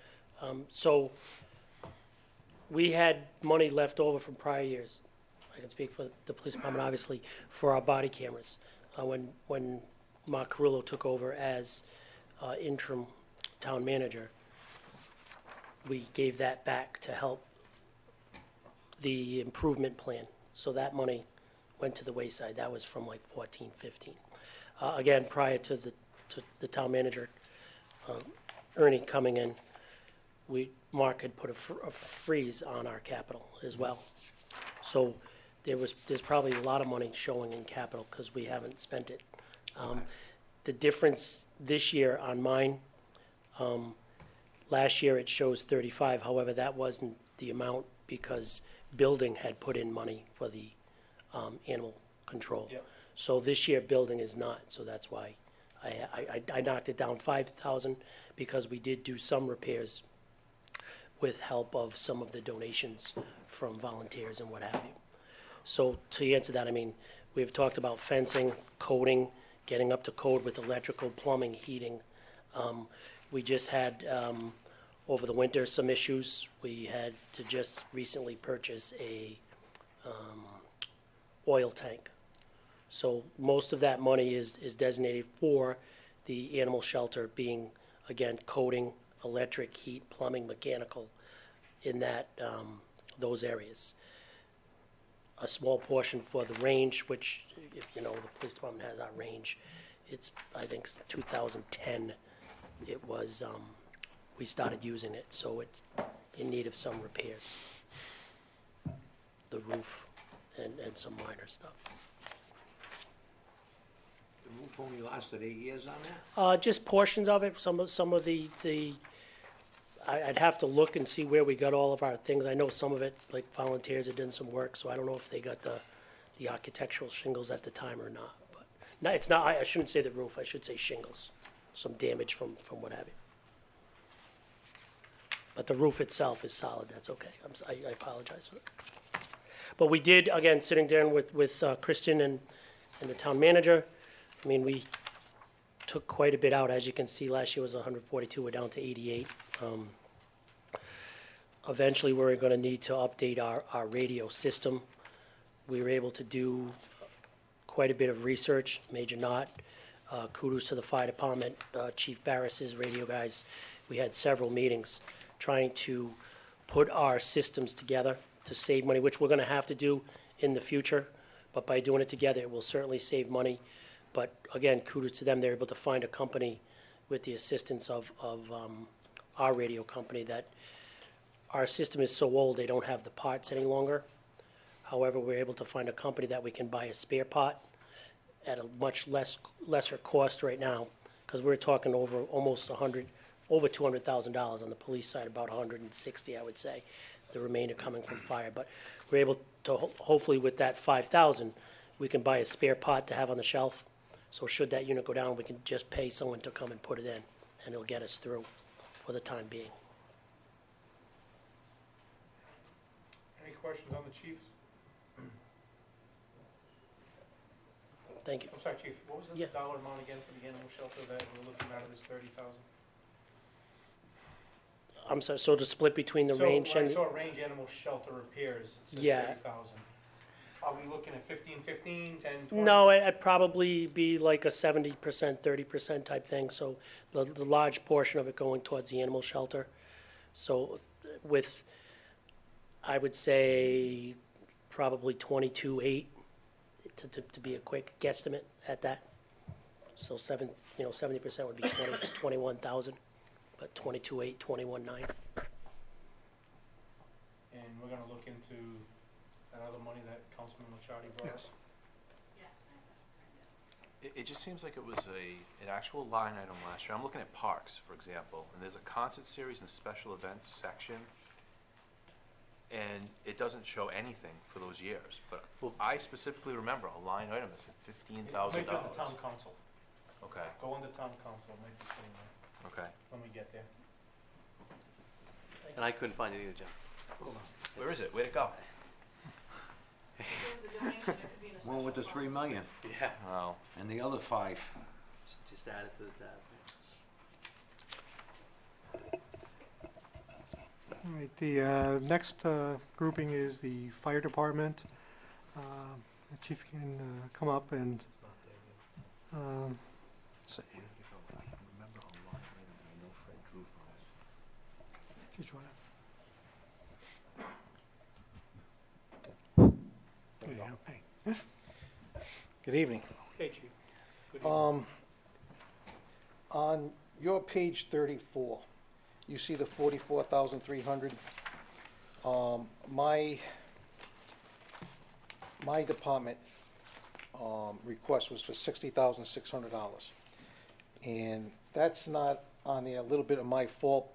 When we processed our requests, I had a few different versions, because I was waiting for quotes to come in on different items on my capital to come in, like a boiler for Station 2 and all. And what had happened, there was one item that's part of our capital improvement plan, 2 radios for this coming year at $12,800. I also requested $6,500 for a thermal imaging camera, which I gave back in this fiscal year that we did not purchase to help save money. Building improvements, 10,000. We are in dire need of another server, which is 22,300.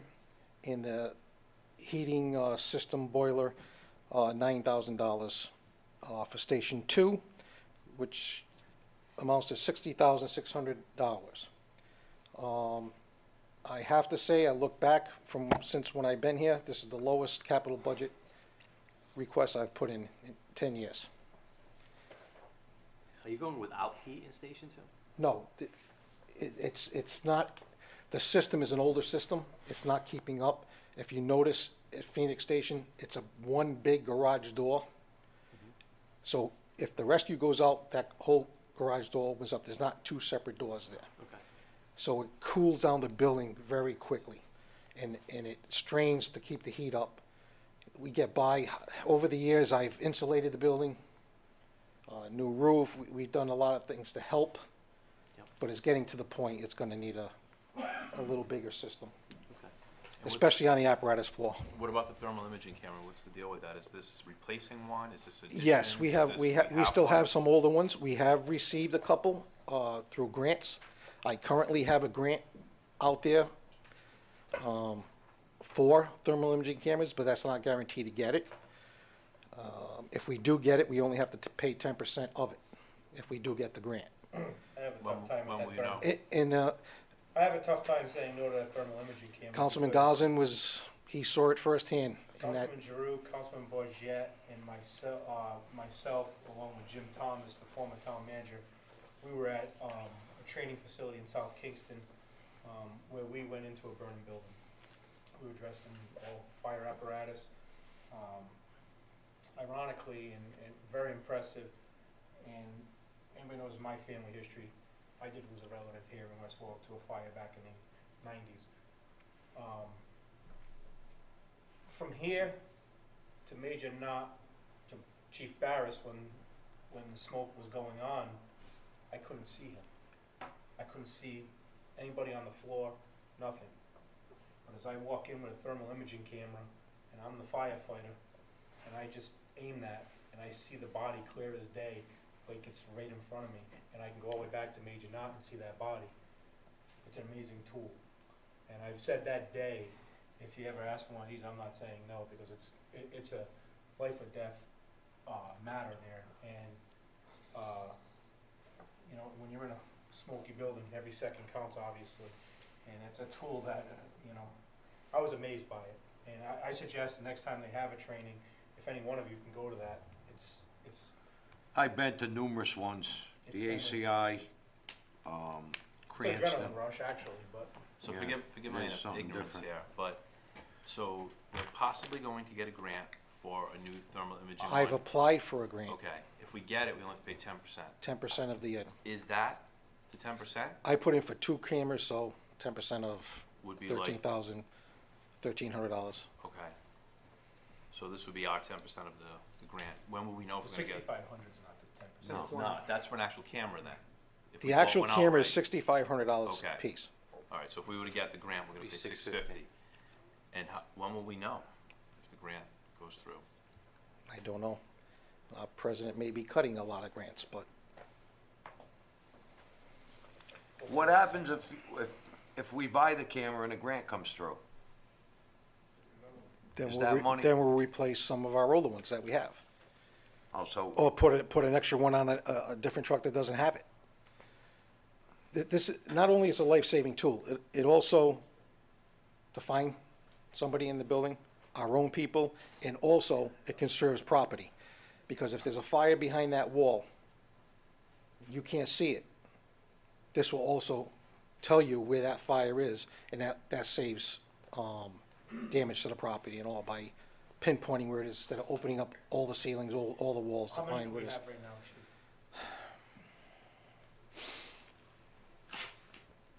We have 2 old ones. Are they working? When you say old, are they working? Are they in good condition? Are they Heavy. poor? The new ones now are portable. The officer just puts it right on his coat. part of his equipment. We do have two other ones that are big handheld ones, very cumbersome. Which is why. When we only have two guys on the truck, you're carrying extra tools and all that. So.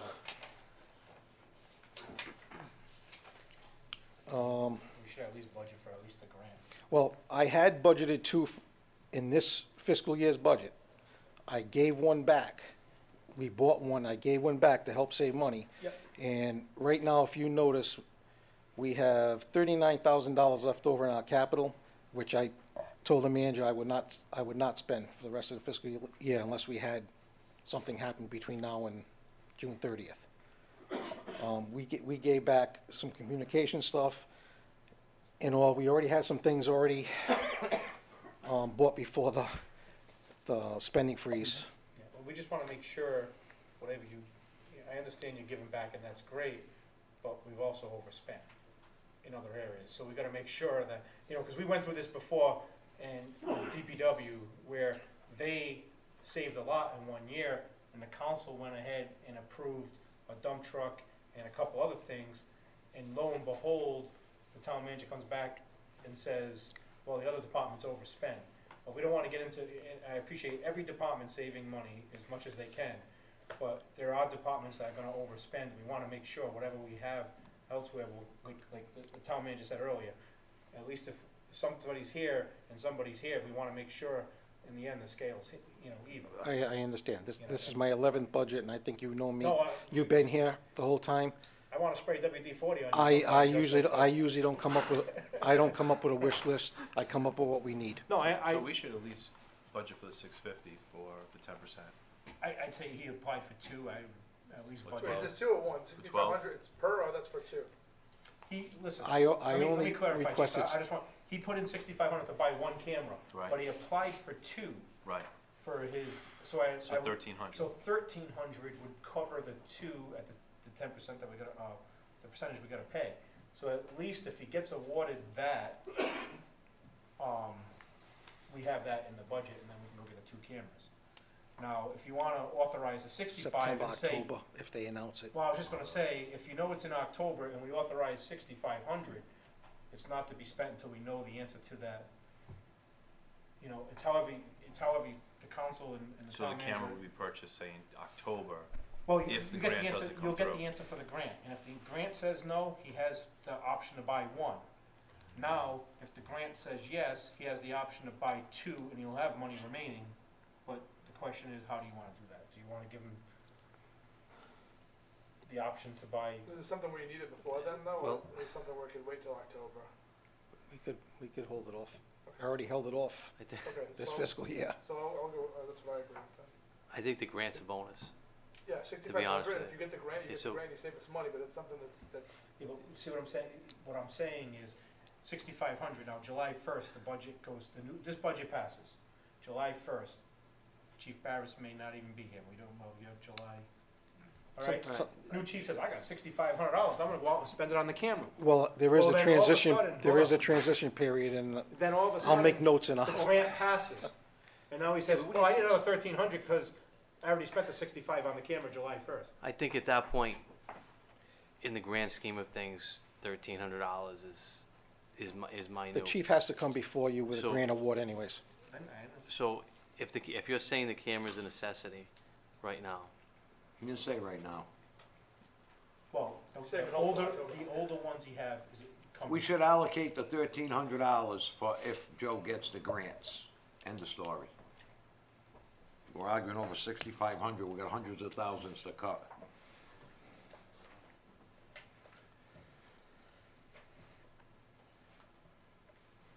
Now, like I said, on this, in front of you, does not show the 12,800 for two portable radios that were part of our capital improvement plan, 5-year, 10-year plan, that we would purchase to start replacing our radios. We try to do this so it's not all at once. Big expense to the town.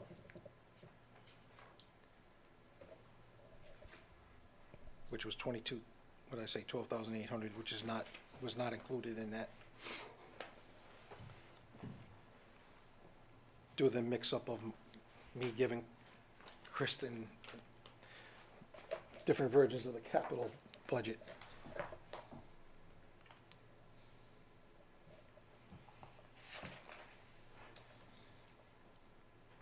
So actually, And again, most years, we've gotten grants on occasion, and we did not use a lot of money in the past. I know the past is not today, but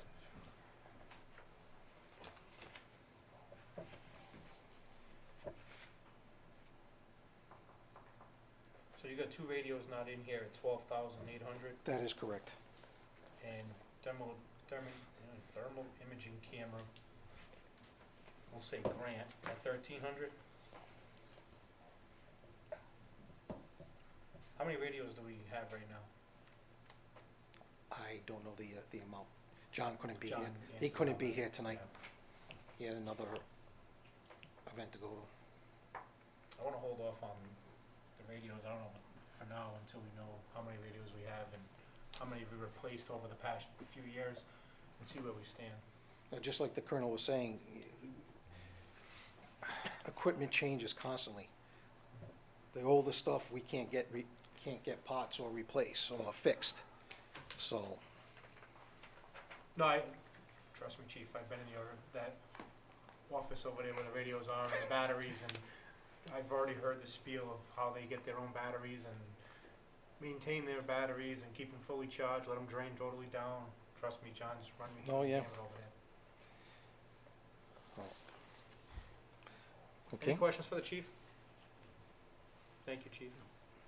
Are you gonna be speaking on the building official, building capital? Because Station 1 is under the building officials' capital. And I forwarded on January 15th, 2018. It is there. It's under Station 1 improvements, You want to just mention town that hall now? improvements, 10,000. Town hall improvements. Station 1 improvements, building improvements. Station 1 is on. I only, on the town hall improvements, I only see 15,000 total.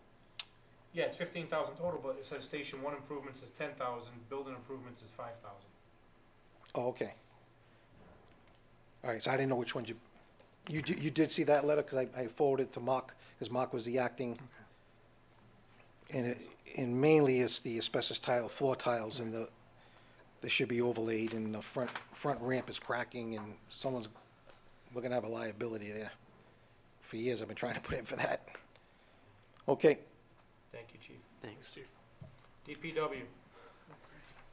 It's got 2, he has a ton of items, but only Right. 2 approved. The Right. backflow valve, I'm just gonna ask about this. Is this the Kent County water fiasco that's going on? Yes. Yes, there are 2 lines, a sprinkler line and a regular service line. Both those are required to have backflow preventers. And I think it was January, Kent County was actually notifying businesses that they were going to turn off the sprinkler service until they would make arrangements to have discussions to install these backflow preventers. The town also received a letter for the DPW headquarters, and at that time, I indicated we don't have funds for this, and I would recommend that it be placed in the FY19 budget. So we were just like the other businesses, we were faced with a letter for termination of, our sprinkler system. So, the backflow valve, what building is that for? What buildings? Because, unfortunately, I've had a lot of business owners call me and tell me what the expense is. But I see that being 4 times the expense on this budget item. Is it more than one building? It is the one building, it's the DPW headquarters on Junior Street, and it is for 2 lines, a sprinkler line and a service line. That's the estimate. Yeah, the domestic line. So, for instance, All-Star Bar and Grill down here, he told me how much he just had to pay to do, he did one side and he's waiting for the other side. It's not nearly as much as this. I'm just asking why we're at 25,000 when everybody else is at 8. Yeah, that was what, Steve Izzy's another one. He told me the expense between 10,000. 8 and 10,000. He has the same exact sprinkler system and yeah, between 8 and water. 10,000, that's 2 lines. So that's what the, That's 2 lines, 8 to 10,000 combined. that's We're what at we got. 25. So I just want to know why we're $15,000 more than anybody else in the town. That was the price that we got when Dave asked for the quote when he was still here. Asked who? We got the quote from PS Fire Alarms. I would definitely put that out to bid, because, and I don't know, maybe because they see it's a town, they're gonna jack up the price, but I can tell you, if you reach out to some of the businesses around here that just use their plumbers or whoever it may be, the pot's expensive, but the labor and whatever else wasn't too bad. You know, like I said, they're doing it for 10,000 versus, the pot itself's like 6, the 2 parts combined. One's cheap, one's very expensive. And then the labor on that, you know, I just wanna make sure that we're not just gonna spend 25,000 when it's only 10. Sure. And I only know this because, and I've contacted Chief Barris numerous times, is Kent County Water sending these letters out saying we're shutting your business down, or shutting your water down, and then That's you're what we gonna be got. out of business. And my big concern, and Chief Barris's concern, was if you're shutting the water down for the sprinkler system and they still stay open, what's the safety issue now? You just left it becomes our issue, and now you've got a building with no sprinkler system. So, at that point, you know, I have an issue with that, you know, and not only that, putting the place out of business and in danger. You know, and that's something we're gonna talk about Tuesday night at the council meeting, I was gonna bring it up. But I'm just worried about that expense, I think that's a lot higher than what Yeah, everybody well, else we is. can get in touch with them too again and see if, because they just came in, the one for the town hall the other day. So they're supposed to be sending me a quote for that one also, so I'll be able to see No, that's a if they can quote, do but I'm saying I'm anything going else. out to bid for this, because, I mean, we're gonna have to, can, this is sure. a lot of money. Sure. And if we have to do it in the town hall, fire departments, and wherever else that we have to, I would rather see this go out to bid. I'm not gonna pay one company over $100,000 for something Yeah. that could be done for 30. Maybe we should go out to bid on everything, Absolutely, especially that, that's. everything, Yeah. Without a doubt. you know? What happens is, a lot of times, as department heads, we will come to you, we will get a realistic number to bring forward. And yes, something that amount will then go out to bid, but we have to get it in the ballpark and not be too low when we present it to you. Because I found that out through all the years, that we have to bring you a number. And when you do get somebody to come out, a business to give you a quote, and they're not even probably gonna get a shot getting the business, because when it goes out, you know, Should be they don't know they're getting it. I mean, Should be conservative. be conservative, but enough, you have enough to get the job done later on. Okay. And this 25,000 pound lift, 12.5 ton. Right. That's an awful lot of money, 20,000. I mean, garage down me, all he does is big dump trucks. He probably has a 45,000 that didn't cost that much. So I don't know where that. Well, I mean, where we can that look price around, came which, from. this is just an estimate of what maybe we could That's way out possibly of get. whack. And Freddie, the inspection cameras, why do you need an inspection camera to go underground when we have one at the sewer plant? And we do have one, but then I have to wait to get a hold of it where I can go right now.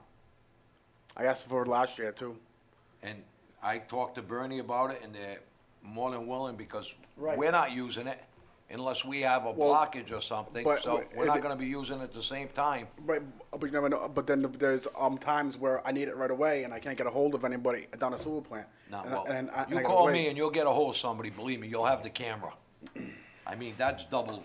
Why are we spending another $10,000-$20,000 when we already have one to utilize? It's crazy. Well, again, the department request and the manager's request are two different animals here. Department requested us a hook truck, the town manager scratched that. The 6-wheel dump, the town manager scratched that. Inspection camera, the town manager scratched that. Mobile radio and base station, the town manager scratched that. And the mini excavator, the town manager scratched that. The only two things were bare necessities, which was the lift and the backflow valve that the town manager approved.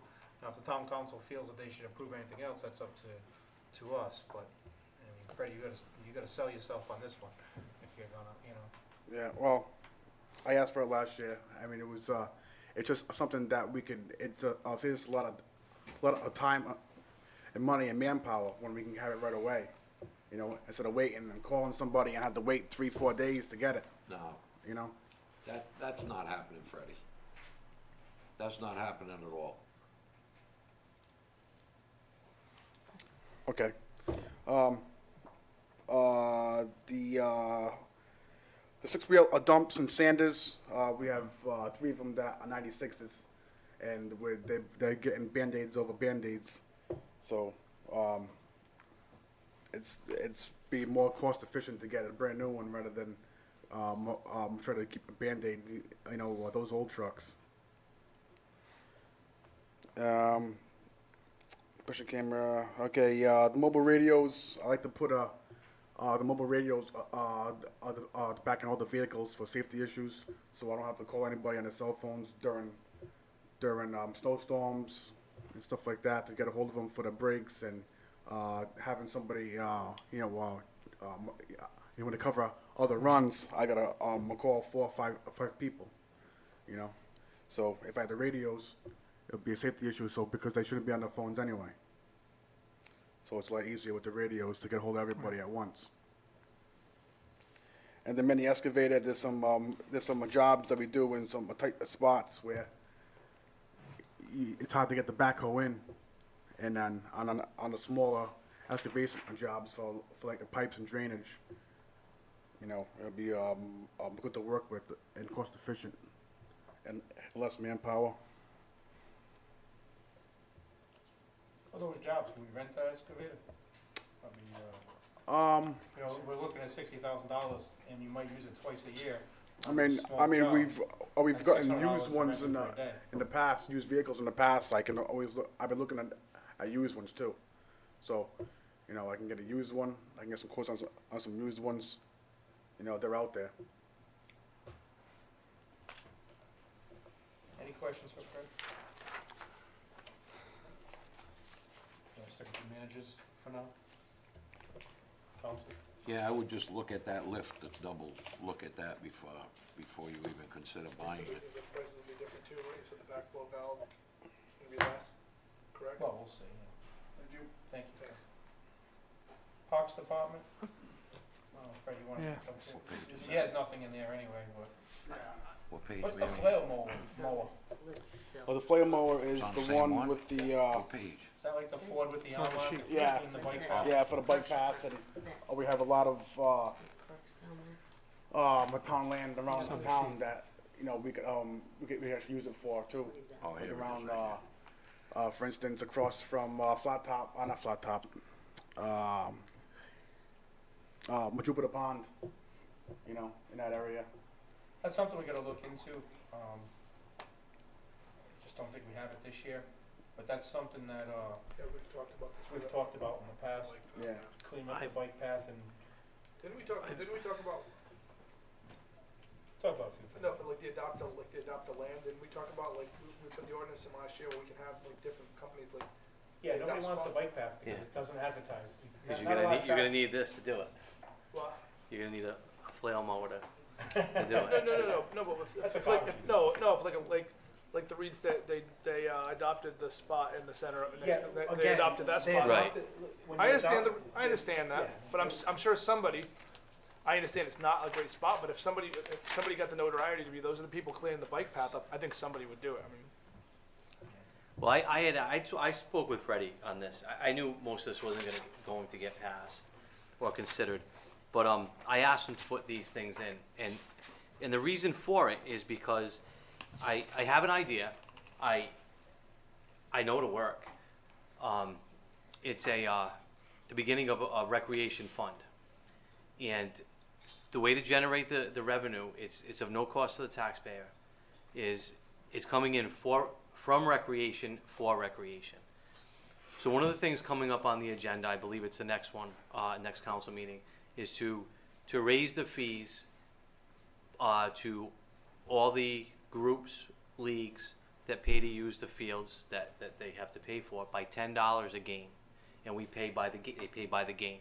Doesn't break the bank, but it's $10, and those will add up, and that will go into a special account for recreation only. I also spoke with Steve Lawton, who runs a summer basketball league, and that's the biggest league in town. And there's a lot of non-residents that play in that league. And in speaking with him, the idea was to contribute $10 per non-resident child or non-resident participant to this recreation fund, which, to lowball it, if you have 250 kids, that's $2,500. And that's, I would say, consistent every year, and again, I'm going low. He agreed to it, thought it was a good idea, on the condition that the other leagues participate as well. So one thing I'm thinking of is a base fee of $100 per league. Which I already talked to So- Rick and they agreed. Or if they have their non-residents they have more than 10, then they would contribute that amount. So what would happen is that will go into a fund, not to the general fund, not for somebody to pilfer from, but for recreation. And it will go towards something possibly like this, like a flail mower. Not saying it's going to be $100 grand, but to use that number, we've had to give back one grant twice. And when you receive the grant and then you don't use it, I'm sure the committee can understand. And I'm familiar with the committee, and I know some people on it. Well, you do that twice for the same grant. I wouldn't have the nerve to put it in for a third time, because if I'm reviewing that, what I'm looking at is, all right, it's West Warwick again. We already said yes twice. Like the Soul Shed? Yeah, but this will give us. We'll never see that one again. This no, you won't. It's history. But this right here Twice. will give us leverage, though. If you put in for a grant for, say, the flail mower to be used on the bike path around town in our community, and it's a 20% match, we'll have, believe me, that account will grow, and we'll have that. Or if we don't get that for 3 years and we do other projects in town for recreation to the different fields, I think it's a win-win. It doesn't come off the taxpayer at all. But that's why I asked Freddie to put these in. I think it sounds like a good idea. I think it's a smart idea. I think that's a nominal amount of money to ask the teams for. I think if Steve Lawton is behind it, that he carries a lot of weight, and that others would sort of fall in line with that. There's a big difference between Steve Lawton's group with the basketball, summer basketball, not winter basketball. Well, I'm not asking. I'm asking their main season. Yeah. So it would be. So for instance, Cal Ripken, I could tell you, does not have more than 5 out-of-town kids. It's usually strictly in town because we have cross-town. We can't. There's bylaws against it. Yeah, I'm So familiar. you can't, like for instance, Babe Ruth. As long as West Warwick has a charter, Coventry can't take the kids unless you authorize it, unless West Warwick authorizes it. So like I was talking to Nate he's the president of Cal Ripken. I'm still involved in the board as far as Babe Ruth goes, and it's all one West Warwick baseball. And I threw it by and I told him that it was your idea, and he says $100 is okay. It's feasible. It's very easy for them to maintain. Steve, on the other hand, when you throw $10 per person and he's got 250 kids, he's going to probably charge them $10 more. That's his call. Because we don't want to micromanage that. But I'm thinking this will give us the leverage in the future, in the near future, for something like this, or if there's something happens at one of the fields. You say that, but as being on the board for 15 years of Cal Ripken, when we raise the price up $5 per child, sometimes parents, we have scholarship funds, we have whatever. No, I get it. And that $5 sometimes deters them from signing up. But I'm not looking for. But when you I'm not say looking it's at the nothing now. when you say it's nothing to the taxpayer, ultimately it is, because the taxpayer pays the league and the league's gonna pay the town. So when they raise the rates, it does, Jay. Yeah, I just wanna understand it, Dave. clarify that. I understand, but I'm looking at also, we just had to find almost $4 million in 6 months. Money isn't coming in. This is a separate revenue that would be coming in. I'm not arguing that. And it is Jay. going back- I and it think is it's a going- good idea. And it is going back to. I'm not arguing it. I'm just saying, when you say it's no cost to anybody, it does, because the league's gonna probably charge more money. I'm just saying that now, like, no matter what league it is, whether But it it's. is a benefit to the leagues if work's being done on those fields. Yeah, it absolutely is. So, Because it's not like we're taking that money and putting it somewhere else. the leagues have come to me with some ideas and maybe to take it over instead of letting the town do it. They wanna do it. They said, we have volunteers who wanna cut the grass, we have volunteers who wanna, fertilize it, we have volunteers who wanna, put the tick, stuff down. They've come, trust me, all the leagues wanna help the town too, don't get me wrong, they have their ideas also. It's just, I wanna make it clear that when we, and being a coach and whatever, when we send out that registration, they say, and it's strange because Coventry charges $130, $150 per child to play baseball, West Warwick charges $100, and people say they don't wanna pay $100 to play baseball, so they don't sign up, or they can't afford it. So, you know, if they charge $102.50, that may deter them to sign up also. I'm just throwing it out there, it's happened. If anybody's been around in the leagues. And numbers are down, especially in the baseball side. Basketball, summer basketball, it's always up. Softball's up. Softball's fun, you know, softball came from nothing, it's gotta be up. Yeah. Yeah, but numbers aren't down always because of the cost. You know, there's other things they're competing with, you know, so. But again, this would go back in there and this would support some of this, so. I agree. Did you do numbers to determine the number of players currently where we Well- what it might actually produce? I'm gonna bring this up only because I wasn't going to, but I've brought it up several times. In the 10 months that we've been looking to have a recreation meeting, this was on my agenda for each of those 10 months, and we haven't had one yet. So although I'd love to get those numbers, So and I once think the they'd have them meeting's- readily, so when that meeting is going to be, I can't tell you. That's not my responsibility. So, I bet you thought about it in your head, though. You must have a number in there somewhere. John, I That you have a could lot in throw my out, that head you right could now. throw out. I have a lot in my head Just right a now. ballpark. Good. Thank you, Fred. Thank you, Fred. All right, what's next? Town hall improvements, station 1, 10,000, building improvements, 5,000. Can you tell me what those improvements are? The building improvements, we received a letter from Kent County Water Authority. There is an old water meter, I believe it's in the police department, that is, Kent County would like to replace because they're going to, for reading, meters with radio frequencies where they can read it, I don't know, if, like for residential, you can read it from outside as you drive by. So they've asked that this old water meter be replaced, and it is behind some equipment or lockers, I believe. So this would be a cost to replace that meter with whatever, piping is necessary. And I believe that was a quote that we received. Why Actually, would that's a we- quote that's coming in to be received, so I had to put a number in, so I estimated 5,000. I wouldn't do it for them. What are you gonna do it for them for? Let them go behind the lockers and look at the You know. meter? That's not helping us. Well, I got pictures if you want to take a look at pictures. The I other thing. I do have a question. I mean, they've changed meters in houses all the time. They Yeah, don't, not they at don't their charge charge. the residents. No way. Unless they do charge it if it's vandalism, I know that. But why are they charging us? Because they are asking us to, I believe it's to relocate the meter or, From behind the lockers, so it's. yeah, it's, they're saying it's not accessible where it is. And the meter needs to be replaced for this kind that has the remote control or the radio frequency that can be used. And they also said, by the way, while you're doing that, you may want to look at a backflow preventing device in your line going in as well. But the cost estimate was for this, the meter plumbing necessary for the meter. The meter I believe it works. It's something, it's not, Scan it every time. yeah. Let them get out of that car. Anyway, Unless they that's wanna what it give is. us a break on the hydrants Well, to anyway, equal that's what that is. 10,000 instead I of have a lot of 5. hardship with Kent County Water right now. and- Well, Sounds like it, yeah. that's ridiculous. Take it right off there. All right, well, I mean, can you show us the pictures there? You got the pictures. Yeah, I don't even care about the picture.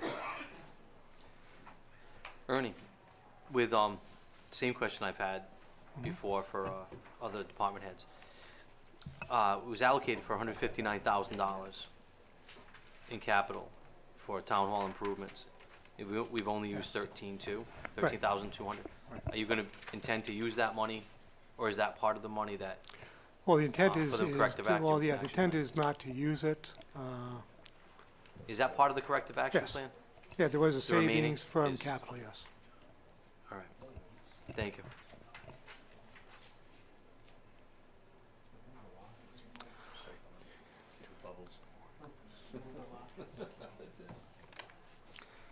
Who's the locker?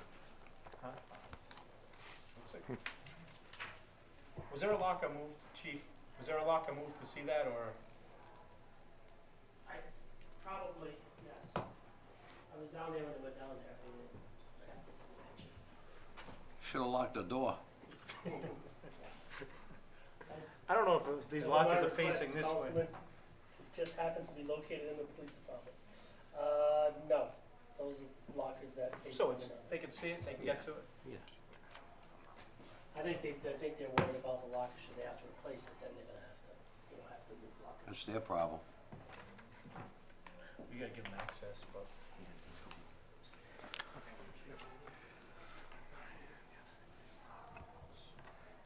What's the pleasure of the council on that one? Not me. Alright. So, IT improvements, who's over that one? I'll do that. Basically, it's to replace, about $11,000 is to replace 10 PCs, to start replacing older PCs. They're a PC's less than that, but again, by the time when you purchase it, you buy the software package, and then somebody installs it. So we have the cost to purchase the PC, which, varies, let's say $800. And then there's a cost to have the software and a cost to have somebody set it up and make sure it's operating properly. The other $4,000 is for a terminal server. The existing server is Windows 2003. It is a security risk, and any of the Windows 10 workstations can't print from this old server. So that estimate is $4,000 for the new server. And those are the two items. Windows 2003, huh? And How many systems have come out since then? Oh. Gosh. So that's those two items.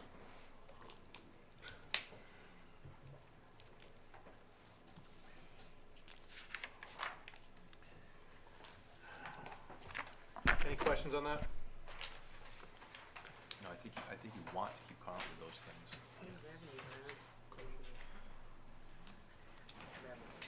All right, we're on revenue. All right, that's What page is that? That's the important part. page 6. What page is it? 6. 6.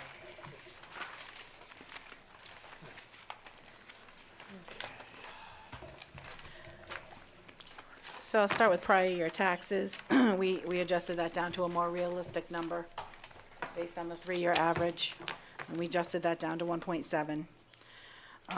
The prior year tax interest, we're going to keep pretty steady. It's trending right on target. For prior year tax, the state aid is provided by the state. So the school formula is given to us, and also the telephone tax, the meals tax, all of those are provided, numbers are provided to us out of the governor's proposed budget.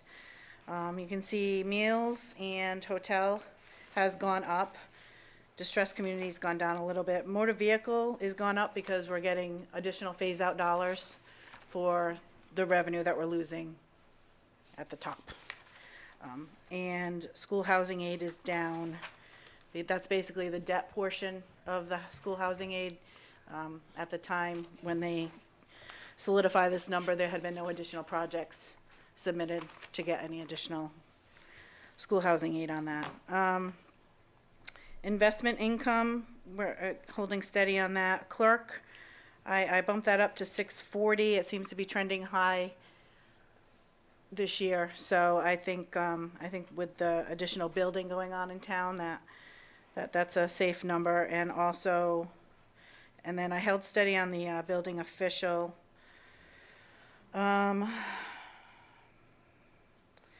I bumped up fire rescue fees a little bit based on what it's coming in at. It's trending a little bit higher than last year. We added the tax assessor reimbursements that we get per parcel. Chief might not be able to fit out the door, his head just blew up.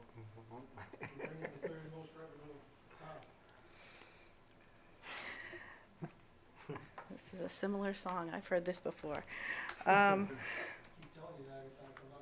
So we're only bringing, I've heard it in another life as well. we're only bringing in $15,000 in police revenue? Yeah, right. Get some more sleep. I'm sorry, what was that? We're only, police revenue, 15,000? Yeah, it's not, it doesn't trend very high. It's definitely trending in the past. In the average, it hasn't trended very high. I'm not sure what the different types see. In my previous life, each department, in my other town, each department had categories. So it wasn't just a lump sum. It wasn't just town clerk. It was all the different kind of fees, and it was detailed. So you could kind of get an idea of what in that department was trending high, trending low. So, as far as the police revenue, I know they collect BCI fees and they collect, a few different fees, but they're just not. And another thing, the courts, Mary, I can't believe we're only making 10 grand on a court? No, the 10 grand is an administrative fee that the court gives to the town. Correct. Oh, so this don't show us what they're getting in. No, municipal court. So that's a separate fund. That's a special fund for the municipal court. Municipal court state. So it's, And this is the same with the sewer. That's their reimbursement to us for administration fees. And then the school crossing guards and the SRO, that's a school reimbursement. You have any questions? Oh. You want to add? Yeah, just a couple things. In the state aid, even though we received $1 million more in motor vehicle, we had to give $272,000 back because the housing aid was less than that, was $272,000 less. Departmental revenue is up 195, as Kristen said. Much of that is the state reimbursement. As she outlined, the different areas, that are up on that. The big issue is our property tax number. And again, as we mentioned briefly, the property tax calculation and the levy calculation has changed this year, first time I can ever remember.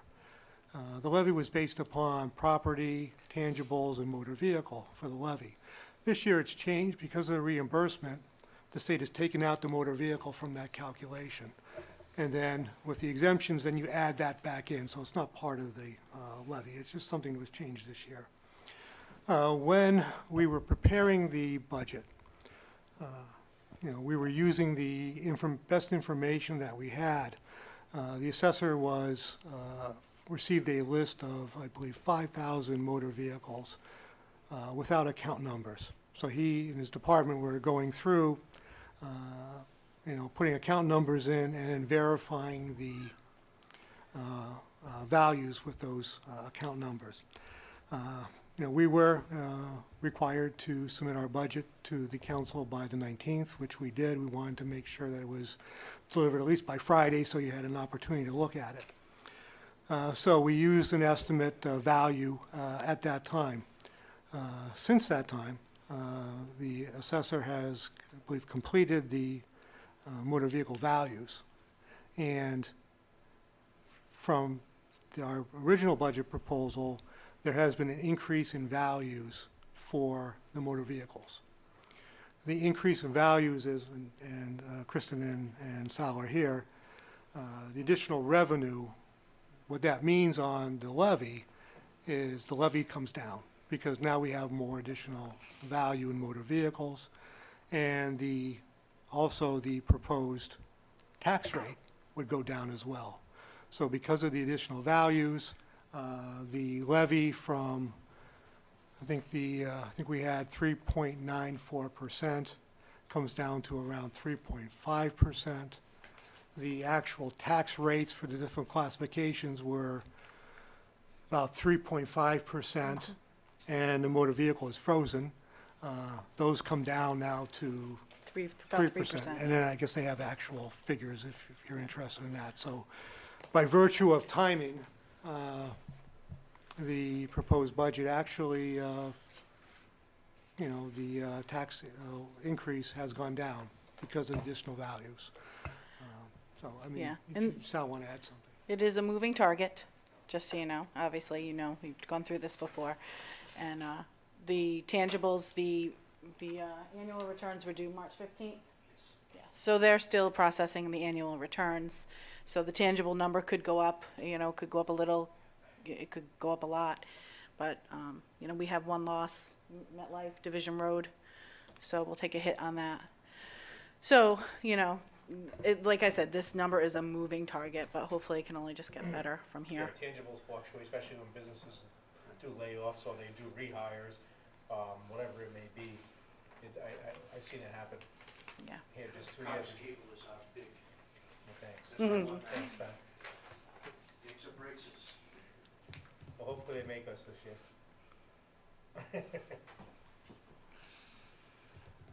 Any other questions?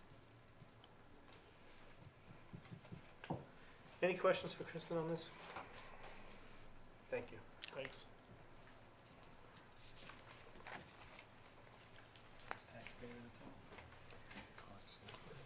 Town clerk, that's on page 11.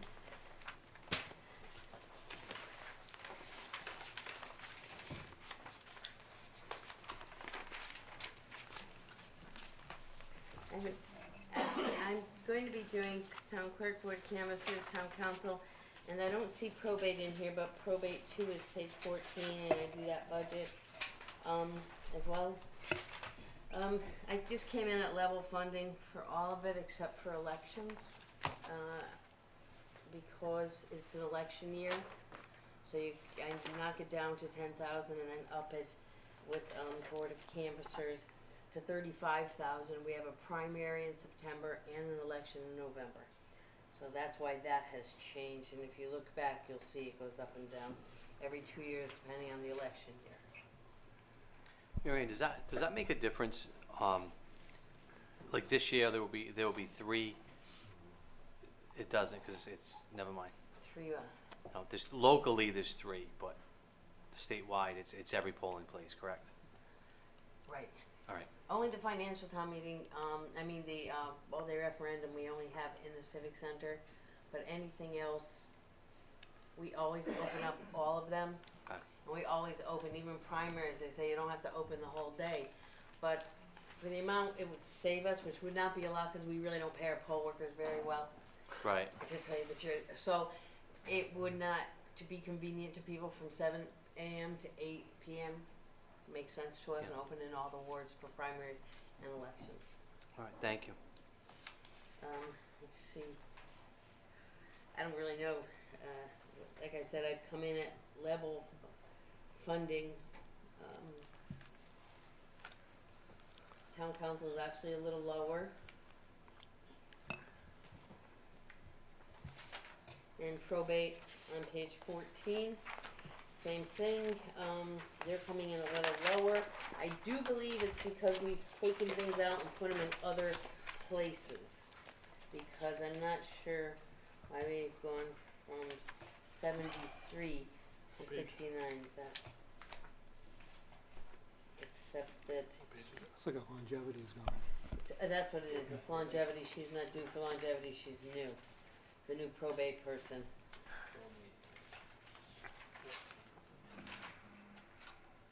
And the others, if it's a couple $100, it's usually a longevity difference.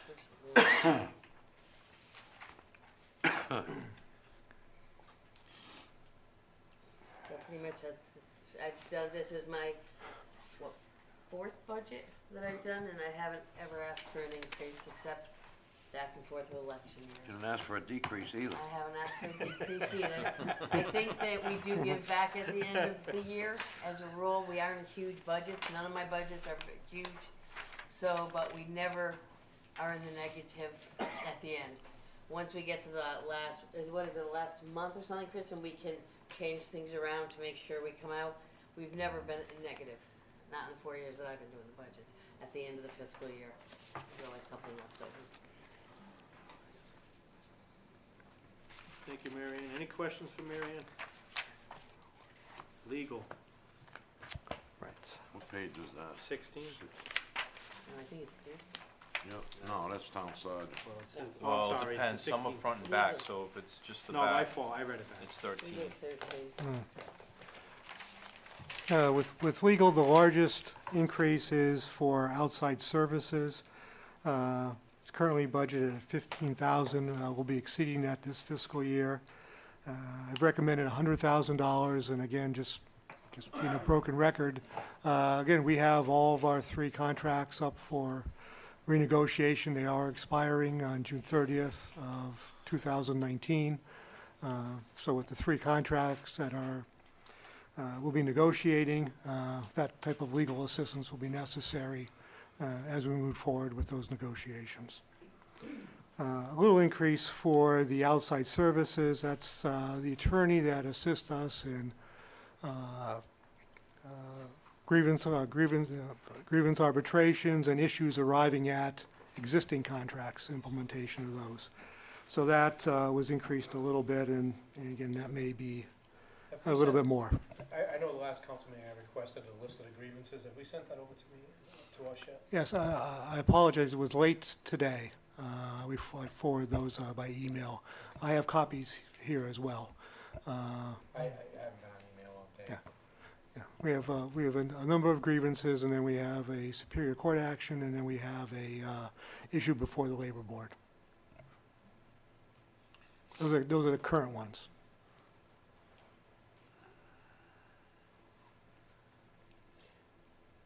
So, when you say outside services for contracts, what's the labor specialist?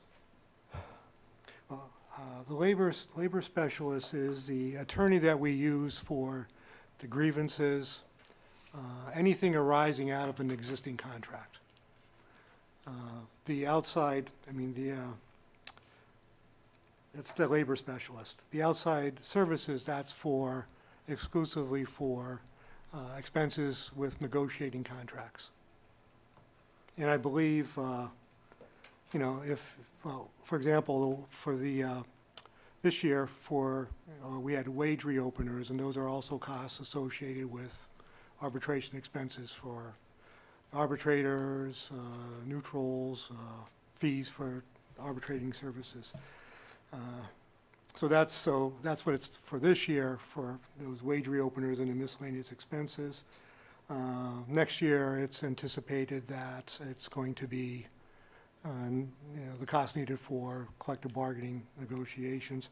And again, labor specialists, again, grievances, if those grievances go to arbitrations, that's where that would come from.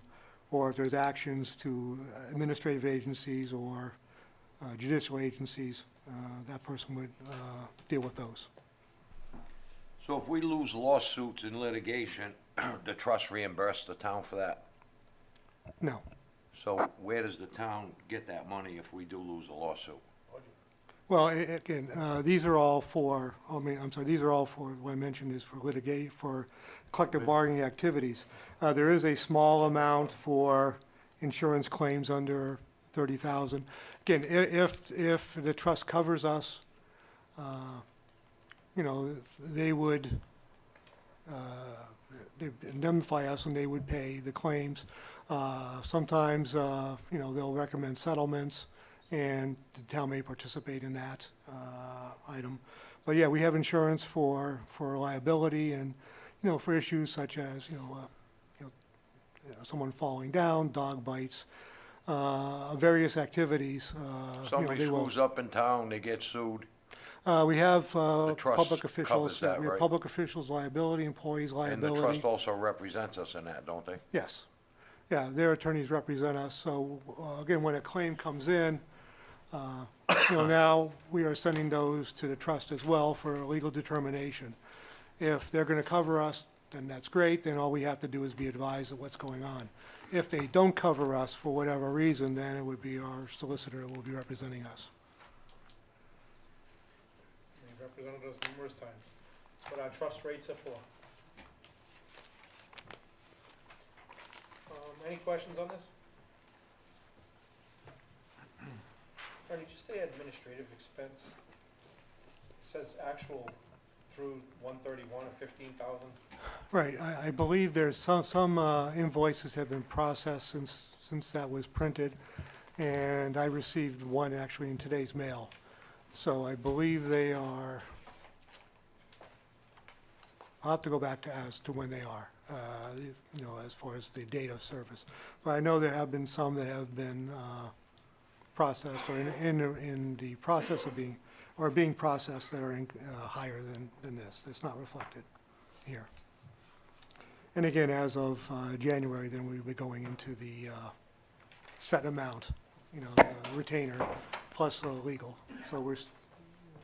So up until January, it's the old method of billing. As of January 1st, it'll be the new method of billing. So I think we're still working on. So we're gonna go over budget? No, I wouldn't. No, I wouldn't believe that. I believe we'll be within this $150,000, and then going forward, you know, it could be less because of the retainer, and the only thing above the retainer are litigations that were ongoing or litigations that come in that are approved. Litigation's always a tough one, because you just never know what's going to arise. Any questions on legal? We already did public library. Is there any department we have not gone over? The only thing I'd like to suggest is, I know it can't be done right now, but for next year, because we have, I'd like the Civic Center, the ice rink and the field house budget do it at the same time as this, simply because we have positions that come out of the operating budget and they come out of the enterprise fund. So, and it makes sense to have everything together. And to do it sooner than the end of March next year too, right? What's that? To do this sooner than the end of March next year? I mean, what would be aimed at the end of February? Well, by charter, the town manager has a certain date. No, and I understand he kind of got behind the 8 ball because he started later, so I understand that, but. I mean, trust me, I'd like to, I mean, the school department, you heard him say, they voted on their budget mid-February, and they were done. Right. We'd like to all be done, but again, you also want to have solidified numbers where you can't really get January's numbers probably until end of February, then you gotta get all this in. Plus, putting the town department heads under that pressure, but we're not as far back as, I think we Right. could have had 1 or 2 more workshops if we started a little earlier, but other than that, we're not Right. too far back. I will say, again, this year we followed formats, and again, with, you know, the staffing is coming in when we did, the thought was we'll just follow the process we have, and I believe the Civic Center was reviewed by the council in June. So looking at what was done last year was sort of It the did make sense then, yeah. template, was what we did. So, But yeah, I clearly, going forward, you know, we can and will have the budget earlier to the council. I don't know how much earlier, we certainly will, so more workshops can be scheduled. Also, but as was mentioned, an expense side, you know, you can have a relatively good idea, especially if you have more knowns. What is difficult is the revenue side. And I think that's why the council concentrates on expenditure side, because ultimately the tax rate will be set when the assessor actually certifies the budget, which is usually in June. Experience is that normally, without a reval year, although next year will be a reval year, real estate is pretty clear. You know that. Tangibles are due in January, but they can have extensions to March 15th. So that's a number that can fluctuate, and we have to add the budget to the council by the 19th of March. The other issue is motor vehicles. Motor vehicles are always difficult to price. There's always lists that come in that have to be reviewed internally. I've never heard, like 5,000 was a lot to drop off for a community this size, but clearly that's an issue. So motor vehicles are always being priced as you go, so to have motor vehicle numbers early, you know, are subject to change. And hopefully, in this case, the change is more value. So more value with the new system means less taxes has to be raised from property tax. So motor vehicles are always difficult to do. Tangibles are always difficult to do. In my prior position, it was pulling teeth to get the assessor to give us numbers by the end of April, because our budget was due to the council on May 15th. Other communities are earlier. So even then, they were reluctant, and they would give us numbers. So the earlier the budget is presented, the revenue side is the most difficult to do. Clearly, we have to wait until the state, the governors uses their revenues. That's our benchmark for whatever the governor proposes. That's what we put in for state revenue. And then, as I won't beat a dead horse, but we do have some revenues that are unpredictable earlier.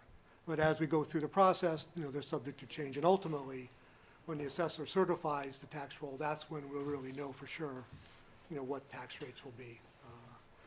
But in this case, it worked out. In the benefit that we had. If I had an additional week, I probably would have put more money into healthcare because we put 8%, they asked 18. But as it is what it is. The current value is changed, so it's benefiting the levy and the tax rates, and that amount has to be raised from property taxes. And I guess the question is, can that motor vehicle change again? It can. Can it go up or down? Yes. Wouldn't think it's going to go down because, all finance people like to be conservative.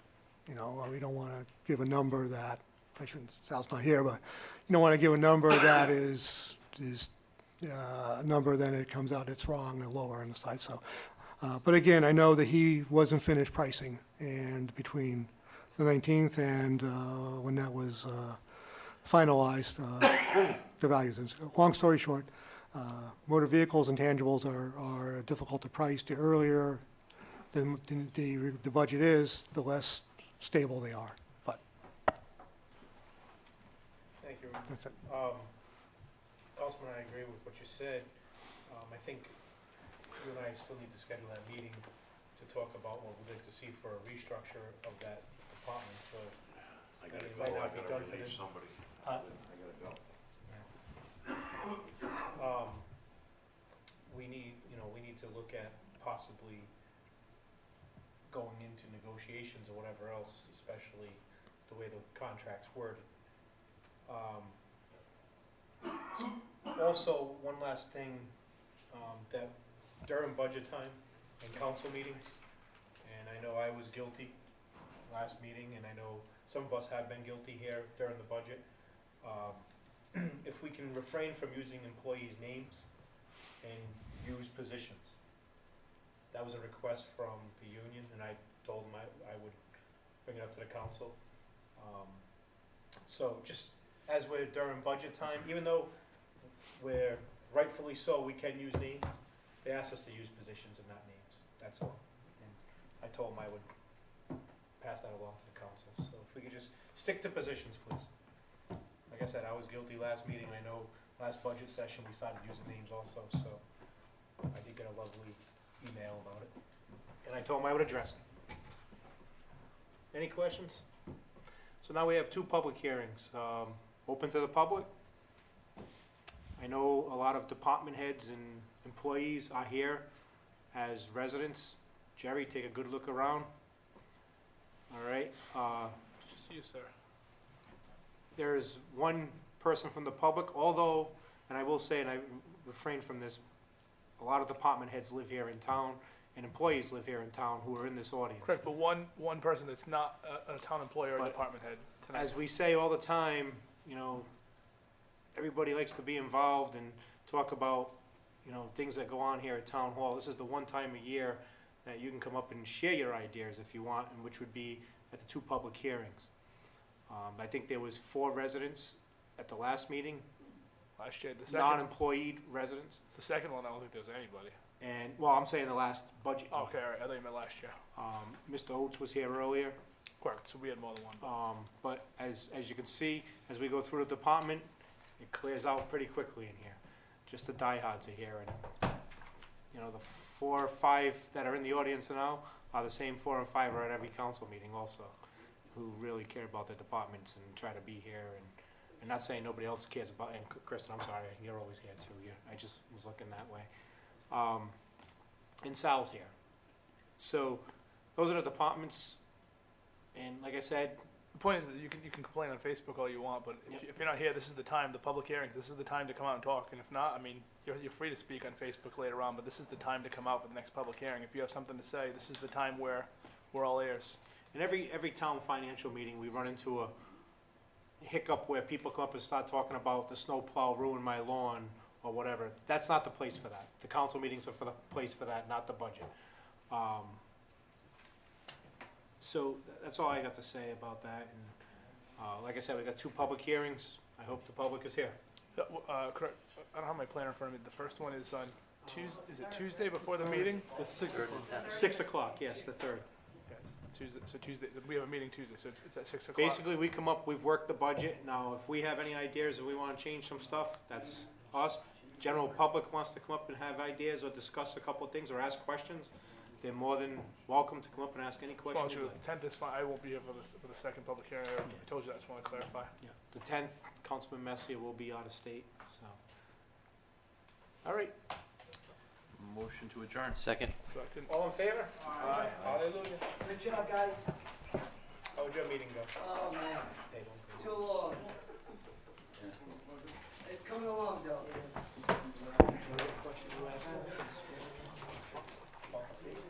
Just hit the button. Keep going, no. Move your hand. Yeah.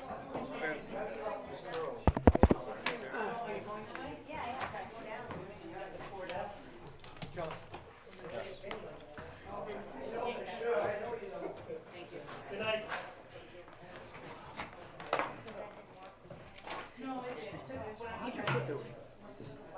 Good. Mine is very good. Getting better by the day. I'm happy.